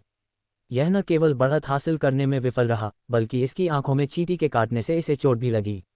ये बात 3 सिर वाले बाढ़ के अजगर के अहंकारी स्वभाव को बिल्कुल भी स्वीकार्य नहीं थी। ये फैंग के प्रति उसकी नफरत पहले से कहीं अधिक मजबूत हो गई। आदिम लोक में ये फैंग द्वारा बिताया गया हर पल उस लोक के लिए एक अपमान था। अब वह सिर्फ ये फैंग को मारना चाहता था ताकि इस दाग को पूरी तरह से मिटा सके। एरे बनाओ, ये फैंग चिल्लाया। स्थिति बेहद गंभीर थी। विरोधी उसे जान से मारने के लिए हर संभव प्रयास कर रहा था। प्रतिद्वंदी की ताकत, ऐसा कहा जा सकता है कि उसने अपनी वर्तमान क्षमता की सीमा को पार कर लिया है। ये फैंग स्वाभाविक रूप से इतना मूर्ख नहीं होगा कि सीधे मुकाबले में उतर जाए। वह भी अपने जीवन को महत्व देता था। एक बार मर चुके होने के कारण उन्हें जीवन का मूल्य पता था। इसके अतिरिक्त तियानशो महल के अंदर एक सुंदर महिला अभी भी उसके सुरक्षित लौटने की प्रतीक्षा कर रही थी। वह भला खुद को कुछ भी होने कैसे दे सकता था। दानवों को वश में करने वाली सेना निचले लोक में उतरने के बाद से ही उच्च सतर्कता पर थी। वे पिछली लड़ाई में हस्तक्षेप नहीं कर सके और केवल किनारे से चिंतापूर्वक देखते रहे। अब आखिरकार उन्हें मार्शल का आदेश मिल गया। कुछ ही सांसों के भीतर दानव वशीकरण सेना के 1 लाख सैनिकों ने तुरंत एक विशाल संरचना का गठन किया। रक्त जैसे लाल बादल हजारों मील तक फैले हुए थे, जिन्होंने सूर्य को ढक लिया था। याओ जाति के लाखों लोगों के रक्त से अभिमंत्रित लौह रक्त दुष्ट ऊर्जा अविश्वसनीय रूप से हिंसक थी। एक रक्तपिपासु राक्षसी जानवर की तरह इसने दुनिया का रंग बदल दिया। मारना। दानवों को वश में करने वाली सेना के 1 लाख सैनिकों ने एक साथ गर्जना की। हवाओं और बादलों का रुख बदलने और दुनिया को कंपकंपाने पर मजबूर कर दिया। उनकी बाहों के बीचों बीच एक सुनहरे रंग का प्रकाश बिंदु प्रकट हुआ। दानव दमन सेना के सभी सैनिकों की सांसें और नाड़ी पूरी तरह से सिंक्रोनाइज थीं। रक्त के समान लाल लौह रक्त वाली दुष्ट ऊर्जा भी रूपांतरित हो रही थी। सोल के लिए एक चमकदार सुनहरे चरित्र में परिवर्तित होना। एक छोटे सूर्य की तरह इसने हजारों मील तक फैले पहाड़ों और नदियों को रोशन किया। ये फैंग हवा में बहुत ऊपर उड़ गया और उसने मार्शल दाओ सेना की आत्मा के जनरल सूत्र को सक्रिय कर दिया। आत्मा का चरित्र किसी शक्ति द्वारा आकर्षित प्रतीत होता था और ये फैंग के शरीर में समाहित हो गया। ये फैंग ने तुरंत अपने शरीर के भीतर से लगातार एक शक्तिशाली ऊर्जा का प्रवाह महसूस किया। उनकी शक्ति तेजी से बढ़ रही थी। सीधे ताई स्वर्ण अमर लोक में प्रवेश करना। इतना ही नहीं, पृथ्वी अमर स्तर या उससे ऊपर के 1 लाख दानव दमन सेना के सैनिकों द्वारा संघनित लौह रक्त दुष्ट ऊर्जा, इसने सीधे ये फैंग को प्रारंभिक चरण के ताई स्वर्ण अमर के शिखर पर पहुंचा दिया। मध्य चरण ताई गोल्डन इमॉर्टल से केवल 1 कदम दूर। इस पल ये फैंग को ऐसा लगा मानो उसकी आत्मा का ऊर्ध्वपातन हो गया हो। मानो वह अपने हाथ के एक इशारे से इन पहाड़ों और नदियों को चकनाचूर कर सकता हो और सभी शक्तिशाली शत्रुओं को मार सकता हो। उसके हाथ में देवता वध करने वाला भाला था। सील की 36 परतें पूरी तरह से मुक्त हो गईं। हत्या करने की भयावह मंशा एक तेज तलवार की तरह उभर उठी। वहां मौजूद सभी लोगों के दिल कांप उठे, मानो वे खून और नरसंहार के एक अथाह सागर में गिर पड़े हों, एक छोटी नाव की तरह, किसी भी क्षण जलमग्न होकर नष्ट होने के लिए तैयार। लौह रक्त की दुष्ट ऊर्जा और देव हत्यारे भाले की मारक क्षमता एक साथ ये फैंग के शरीर में समाहित हो गई। ताई गोल्डन इमॉर्टल दायरे से प्राप्त अभूतपूर्व शक्ति की अनुभूति के साथ ये फैंग के भीतर युद्ध की तीव्र इच्छा धधक रही थी। उसका खून खौल रहा था। आकाश और पृथ्वी के विरुद्ध लड़ने की चाहत में सभी शक्तिशाली शत्रुओं और बाधाओं को पूरी तरह से नष्ट कर देना, उन्हें पूरी तरह से नष्ट कर देना। ये फैंग के पीछे एक पंगु प्रेत छवि धीरे धीरे दिखाई दी। इसकी ऊंचाई अज्ञात थी, जो हजारों झांग तक पहुंच सकती थी। उसका सिर आकाश को छूता था, उसके पैर धरती पर पड़ते थे, उसकी सांस हवा बन जाती थी, उसकी आवाज गरज की तरह होती थी। सभी ने ऊपर देखा, लेकिन सृष्टिकर्ता ईश्वर का चेहरा स्पष्ट रूप से दिखाई नहीं दिया। उन्हें केवल इतना ही महसूस हुआ कि एक राजसी निगाह उस दृश्य पर नीचे से देख रही है। इसके साथ ही ये फैंग के गहरे लाल रंग के सुनहरे कुंडलित ड्रैगन कवच में एक परिवर्तन हुआ।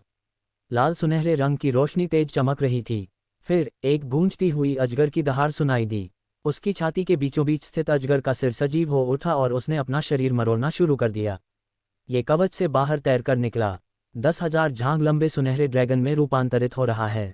ये फैंग के पीछे चक्कर लगाता रहा, जिससे वह एक ऐसे युद्ध देवता की तरह दिखने लगा जिसे पाना असंभव था। और इस समय 3 सिर वाले बार ड्रैगन की साधना की वृद्धि रुक गई। अनावश्यक शक्ति का बोझ उठाने के कारण 3 सिर वाला बार का अजगर अब पूरी तरह से फूल गया था, जैसे कोई फूला हुआ गुब्बारा। इसके अलावा इसके शरीर पर कई बारीक दरारें दिखाई दीं। ये सचमुच अपनी सीमा तक पहुंच चुका था। हालांकि 3 सिर वाले बार ड्रैगन का वर्तमान रूप कुछ हद तक दयनीय था। उसके शरीर पर व्याप्त आभा भयावह थी, जो किसी अथाह खाई जितनी गहरी और समुद्र जितनी विशाल थी। इसकी साधना ने सीधे तौर पर पीक ताई गोल्डन इमॉर्टल के स्तर को पार कर लिया था। हिंसक शक्ति का विस्फोट, ऐसा लग रहा था मानो वह पूरी दुनिया को नष्ट करने के लिए तैयार हो। फिर भी ये फैंग के दिल में जरा भी डर नहीं दिखा। इसके बजाय उसकी युद्ध की इच्छा उबल रही थी, ऊंचाई में आकाश से प्रतिस्पर्धा करने की इच्छा। मारना। ये फैंग ने जोर से दहाड़ मारी। वह आवाज बिजली की गड़गड़ाहट जैसी थी, जिसने 9 आकाशों को हिला दिया। इस झटके से आकाश थरथरा उठा। उसके हाथ में मौजूद देवता हत्यारे भाले ने ये फैंग की बढ़ती हुई युद्ध भावना को महसूस किया। ये धीरे से कंपन कर रहा था, ये फैंग के साथ प्रतिध्वनित हो रहा था, मानो उसका अपना ही जीवन हो। ये फैंग के एक विचार के साथ देवता का वध करने वाला भाला तुरंत बाहर निकल आया, शून्य लोक में रक्त के रंग की लाल रोशनी की एक लकीर खींचते हुए, मानो वह स्वर्ग और पृथ्वी को भेद रही हो। हत्या का इरादा एक विशाल समुद्र की तरह था, जो आसपास के 10,000 मील के क्षेत्र में बाढ़ की तरह फैल गया था।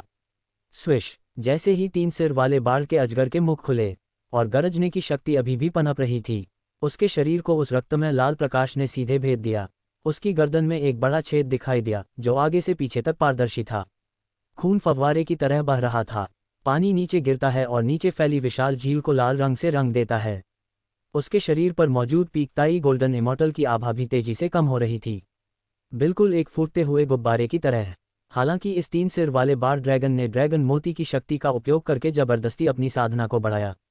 यह उसकी अपनी शक्ति नहीं थी, इसलिए उसे सक्रिय होने में देरी हुई, इससे पहले कि वह अपनी किसी भी दिव्य क्षमता का प्रदर्शन कर पाता।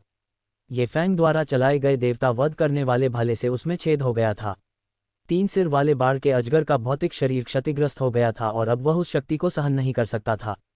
इसलिए इसकी साधना का स्तर गिरकर प्रारंभिक चरण के ताई गोल्डन इमॉर्टल तक पहुंच गया। वह बुरी तरह घायल भी हो गया था।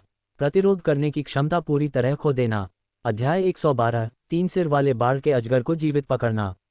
देवता का वध करने वाले भाले के इस विनाशकारी प्रहार ने ये फैंग के शरीर में मौजूद दिव्य शक्ति को भी समाप्त कर दिया। उन्होंने धर्म शरीर अभिव्यक्ति को बिखेर दिया, दिव्य क्षमता, और उसने देवता वध करने वाले भाले को याद किया। अपने निवान महल से अमर बंधन ताला निकालकर वह 3 सिर वाले बाढ़ ड्रैगन की ओर उड़ गया। 3 सिर वाला बाढ़ का अजगर अपने मानव रूप में वापस आ गया और खून से लथपथ एक पर्वत शिखर पर गिर पड़ा। उसकी छाती पर एक बहुत बड़ा घाव था और उसके ठीक होने की गति बेहद धीमी थी। देवता वध करने वाले भाले से निकली घातक ऊर्जा के उसके शरीर में प्रवेश करने से उसकी उत्पत्ति पहले ही क्षतिग्रस्त हो चुकी थी। इससे उबरना मुश्किल होगा। उसका चेहरा भावहीन था। ये फैंग को पास आते देख वह उठने के लिए संघर्ष करने लगा, मानो भाग जाना चाहता हो।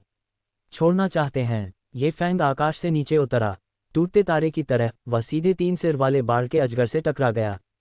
किसी बड़े पैर ने उस पर कदम रखा और उसे सीधे मिट्टी में कुचल दिया। फिर उसने अमर बंधन लॉक को सक्रिय किया, जो दाव पैटर्न की धाराओं में परिवर्तित हो गया। धातु की जंजीरों की तरह वे 3 सिर वाले बाढ़ के अजगर के शरीर में समा गए। उन्होंने इसकी मेरिडियन और डायमंड कोर को पूरी तरह से सील कर दिया। 3 सिर वाला बाढ़ का अजगर पूरी तरह से नष्ट होकर एक बड़ी मछली मात्र रह गया था। जब तुम मानव जाति को जहर दे रहे थे, क्या तुमने कभी सोचा था कि ये दिन आएगा? इससे पहले झील की सतह पर तैरते हजारों महिला शवों को याद करते हुए ये फैंग के दिल में उमड़ता गुस्सा बेकाबू हो गया। उसने अपना विशाल पैर उठाया और 3 सिर वाले बाढ़ के अजगर पर उन्मादपूर्वक प्रहार किया। लातों के लगने से उसकी चोटें कई गुना अधिक गंभीर हो गईं। मेरी जान बख्श दो, मैं तुम्हारा हथियार बन सकता हूँ। मेरी शक्ति किसी मध्यम श्रेणी के सहज आध्यात्मिक खजाने से कम नहीं होगी। 3 सिर वाले बाढ़ के अजगर ने कर्कश आवाज में बात की। ये फैंग की पिछली जिंदगी की यादों में 3 सिर वाले बाढ़ के अजगर ने भी इसी तरह यांग जियान का हथियार बनने की गुहार लगाई थी ताकि उसकी जान बच सके। ये 3 सिर वाला बाढ़ का अजगर पहले अहंकारी और अड़ियल था, मानो वह स्वर्ग के बाद दूसरे स्थान पर हो। लेकिन जब मृत्यु वास्तव में निकट आ गई तो वह डर से कांप उठा और जीवन का एक मौका पाने के लिए गुलाम या नौकर बनने को भी तैयार हो गया। इस मार्शल को तुम्हारी कोई जरूरत नहीं है। ये फैंग ने फिर जोरदार प्रहार किया। उसने 3 सिर वाले बाढ़ के अजगर को तब तक पीटा जब तक उसकी हड्डियां लगभग टूट नहीं गईं और उसने खून के बड़े बड़े घूंट उगल दिए। इस दृश्य को देखकर ऐसा प्रतीत होता था कि वह सचमुच उसी समय 3 सिर वाले बाढ़ के अजगर को पीट पीट कर मार डालना चाहता था। अचानक ये फैंग के रोंगटे खड़े हो गए और उसका शरीर पल भर में बर्फ की तरह ठंडा पड़ गया। उसकी आत्मा कांप रही थी, मानो पूरी दुनिया उससे दूर हो रही हो और उसे मृत्यु का गहरा खतरा मंडरा रहा हो। हम्फ! आकाश से जैद सम्राट की ठंडी फुफकार सुनाई दी। तभी ये फैंग से वह अनुभूति ज्वार की तरह दूर हो गई और वह सामान्य स्थिति में लौट आया। उसने अनुमान लगाया कि 3 सिर वाले बाढ़ के अजगर के पीछे छिपा शक्तिशाली सामर्थ्य परछाई में प्रकट हो गया है। वे तो उसे मिटाना भी चाहते थे, हालांकि उन्हें जैद सम्राट ने झटक कर भगा दिया। उस संक्षिप्त क्षण में ये फैंग को गहरी बेबसी का एहसास हुआ। उस स्तर के विशेषज्ञ के सामने भले ही वह अपनी हर कुशलता का पूर्णतम उपयोग करे, वह प्रतिद्वंदी के एक साधारण से हमले का भी सामना नहीं कर सका। ये फैंग के भीतर सत्ता की एक अभूतपूर्व प्यास एक बार फिर से उमड़ पड़ी। उसे वापस ले चलो। ये देखकर कि त्रिमुखीय बार ड्रैगन को बुरी तरह से पीटकर उसकी आधी जान ही बची है, ये फैंग रुक गया। उसे जान से मारने से डर लग रहा था। आखिरकार उसे मुकदमे और सजा के लिए चमत्कारिक धुंध के हॉल में वापस लाया जाना था। ये फैंग के आदेश पर दानव वशीकरण सेना के 2 सदस्य भेड़ियों और बाघों की तरह तुरंत आगे बढ़े। उन्होंने 3 सिर वाले बाढ़ के अजगर को एक बार फिर कसकर बांध दिया और उसे स्वर्गिक दरबार की ओर ले गए। ये फैंग के नेतृत्व में दानवों को वश में करने वाली सेना के 1 लाख सदस्य पूर्वी स्वर्ग द्वार से होकर स्वर्ग के दरबार में लौट आए। दानव दमन सेना विश्राम और पुनर्गठन के लिए टाउन डेसोलेशन दानव दमन हॉल में लौट आए। इसी बीच ये फैंग 3 सिर वाले बाढ़ ड्रैगन को चमत्कारी धुंध के हॉल की ओर ले गया। मार्शल, मुझे बाहर निकलने का रास्ता दिखाओ और मैं तुम्हें ड्रैगन पल दे दूंगा। 3 सिर वाले बाढ़ के अजगर को यह भी पता था कि एक बार जब वह चमत्कारी धुंध के हॉल में प्रवेश कर जाएगा तो यह एक बंद गली होगी। वह घबराए बिना नहीं रह सका और ये फैंग को उकसाने के लिए बोलने लगा। ये फैंग के दिल में वाकई हलचल हुई, लेकिन उसने लालच की उस छोटी सी भावना को तुरंत दबा दिया। हालांकि ड्रैगन पल आकर्षक था, ये फैंग को इस बात की पूरी स्पष्टता थी कि उसके वर्तमान स्वरूप को किन चीज़ों को नहीं छूना चाहिए। ये फैंग ने कुछ नहीं कहा, उसका चेहरा ठंडा और सख्त था। उसने 3 सिर वाले बाढ़ के अजगर के घुटनों के पीछे जोर से लात मारी और उसे आगे की ओर धकेल दिया।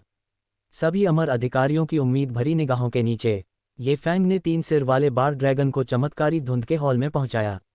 महामहिम, आपके सेवक ने गंभीर अपराधी 3 सिर वाले बाढ़ के अजगर को न्याय के कटघरे में खड़ा कर दिया है और वह आपके दंड की प्रतीक्षा कर रहा है। ये फैंग ने ऊंची आवाज में कहा। जैद सम्राट के चेहरे पर संतुष्टि भरी मुस्कान आ गई। आपने कड़ी मेहनत की है प्रिय अधिकारी, यह मेरा कर्तव्य है, मैं कड़ी मेहनत के बारे में बोलने की हिम्मत नहीं करता।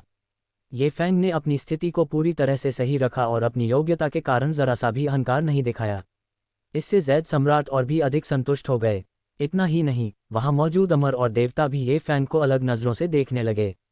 जब त्रिमुखीय बार ड्रैगन ने ड्रैगन पल को बाहर निकाला और अपनी शक्ति को पीकताई गोल्डन इमॉर्टल स्तर तक बढ़ाया, विभिन्न अमर और देवता सभी यही सोचते थे कि ये फैंग पर विपत्ति आने वाली है और उसका बचना मुश्किल होगा। किसी को उम्मीद नहीं थी ये फैंग वास्तव में दानव दमन सेना से किसी प्रकार की शक्ति का उपयोग कर सकता था। अपनी साधना को जबरदस्ती बढ़ाकर स्वयं को 23 स्वर्ण अमर क्षेत्र तक पहुंचाना। उसने 23 स्वर्ण अमर शिखर स्तर पर 3 सिर वाले बार ड्रैगन को अत्यधिक बल से बुरी तरह घायल कर दिया था और फिर उसे वापस पकड़ लिया था। इस तरह की ताकत वहां उपस्थित प्रत्येक अमर और ईश्वर ने स्वयं से यह प्रश्न पूछा और कोई भी इसका उत्तर नहीं दे सका। इसमें कोई आश्चर्य नहीं कि महामहिम ने जानबूझकर दानव दमनकारी मार्शल का पद उनके लिए आरक्षित रखा। अमर अधिकारी ने एकमत होकर मन ही मन सोचा, वे पूरी तरह आश्वस्त थे। ये फैंग के एक तरफ हट जाने के बाद जैद सम्राट अपने सिंहासन पर बैठ गए। उसने ऊपर से 3 सिर वाले बाढ़ के अजगर को नीचे देखा। 3 सिर वाले बाढ़ के अजगर, तुमने अजगर मोती चुराया और निचले लोक में भाग गए, स्वर्गिक दरबार के पीछा करने वालों को मार डाला। आपने जैद मेडन को बुरी तरह घायल कर दिया, ग्रेट डिसोलेशन में खुलेआम अराजकता फैलाई और हेवनली कोर्ट की गिरफ्तारी का विरोध किया। क्या आप अपना जुर्म कबूल करते हैं?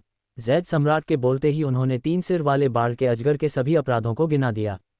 3 सिर वाले बाढ़ के अजगर ने अपना मुंह खोला और अपने अपराध बोध को कम करने के लिए बहाने बनाने की कोशिश की, लेकिन उसे खंडन के तौर पर कुछ भी नहीं मिला, इसलिए वह केवल अपना सिर झुका सकता था। इनमें से सिर्फ एक आरोप ही उसे फांसी की सजा सुनाने के लिए काफ़ी था। उन सभी को मिलाकर भी क्या होगा, इसके अंत के बारे में सोचते ही रोंगटे खड़े हो जाते थे। महामहिम, ये दोषी सेवक केवल किसी के निर्देशों का पालन कर रहा था। मैं अपने अपराधों का प्रायश्चित करने के लिए निर्देशों के पीछे के व्यक्ति का खुलासा कर सकता हूँ। ये देखकर कि उसका जीवन अब सुरक्षित नहीं है, 3 सिर वाले बाढ़ के अजगर को किसी और चीज़ की परवाह नहीं रही। इसका उद्देश्य अपने पीछे छिपी शक्ति और सर्वशक्तिमान सत्ता का खुलासा करना था ताकि जीने का कोई रास्ता खोजा जा सके। बोलना, जैद सम्राट ने भावहीन होकर बिना किसी अपेक्षा के बात की। मुझे निर्देश देने वाला व्यक्ति था। 3 सिर वाला बाढ़ का अजगर इस बिंदु पर पहुंच गया। उसकी आवाज़ अचानक बंद हो गई और उसका पूरा शरीर बुरी तरह कांपने लगा। फिर वह सिर के बल गिर पड़ा, उसके सातों छिद्रों से खून बह रहा था और उसकी जीवन शक्ति तेजी से घट रही थी। स्पष्टतः किसी ने उसके दिमाग में कोई प्रतिबंध लगा दिया था। बस कुछ ही सांसों में 3 सिर वाले बाढ़ ड्रैगन की जीवन शक्ति पूरी तरह से गायब हो गई। यहाँ तक कि इसकी मूल भावना भी पूरी तरह से नष्ट हो गई थी। इसके पीछे मौजूद शक्तिशाली ताकतवर संगठन के तरीके कितने निर्मम थे, यह आसानी से देखा जा सकता था। 3 सिर वाले बाढ़ के अजगर के शरीर से अचानक एक चमकदार बैंगनी रोशनी फूट पड़ी। इसकी रोशनी पूरे चमत्कारी धुंध के हॉल से टकराकर वापस लौटी, जिससे उसका रंग बदल गया। फिर बैंगनी रंग धीरे धीरे चांदी में बदल गया और प्रकाश धीरे धीरे कम हो गया। प्रकाश पूरी तरह से गायब हो जाने के बाद 3 सिर वाले बाढ़ के अजगर का शरीर गायब हो गया था। उसके स्थान पर केवल एक चांदी का 3 नोक वाला दोधारी ब्लेड ही बचा था। ये हवा में मंडरा रहा था, एक तीव्र आभा प्रकट करते हुए। ये 3 नोक वाला दोधारी ब्लेड पूरी तरह से चांदी सफ़ेद रंग का था। शाफ्ट पर अजगर की खाल के पैटर्न की एक पतली परत चढ़ी हुई थी और तलवार के तीनों बिंदुओं पर बाढ़ के अजगर के सिर का एक पैटर्न बना हुआ था, जिसमें बहती हुई रोशनी थी जो देखने में असाधारण रूप से राजसी लग रही थी। वहां मौजूद सभी अमर अधिकारियों की आंखें लालच से लाल हो गईं और उनकी सांसें तेज हो गईं, क्योंकि इस 3 नोक वाले दोधारी ब्लेड से निकलने वाली आभा किसी मध्यम श्रेणी के सहज आध्यात्मिक खजाने से बिल्कुल भी कमजोर नहीं थी।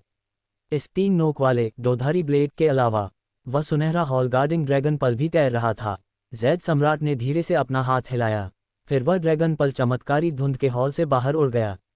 ये सीधे आकाश में ऊपर की ओर उड़ गया। एक पल के बाद ऊपर आकाश से एक गूंजती हुई अजगर की दहाड़ सुनाई दी और सुनहरी रोशनी तेजी से चमक उठी। हॉल की रक्षा करने वाला ड्रैगन पल अपने मूल स्थान पर लौट आया था।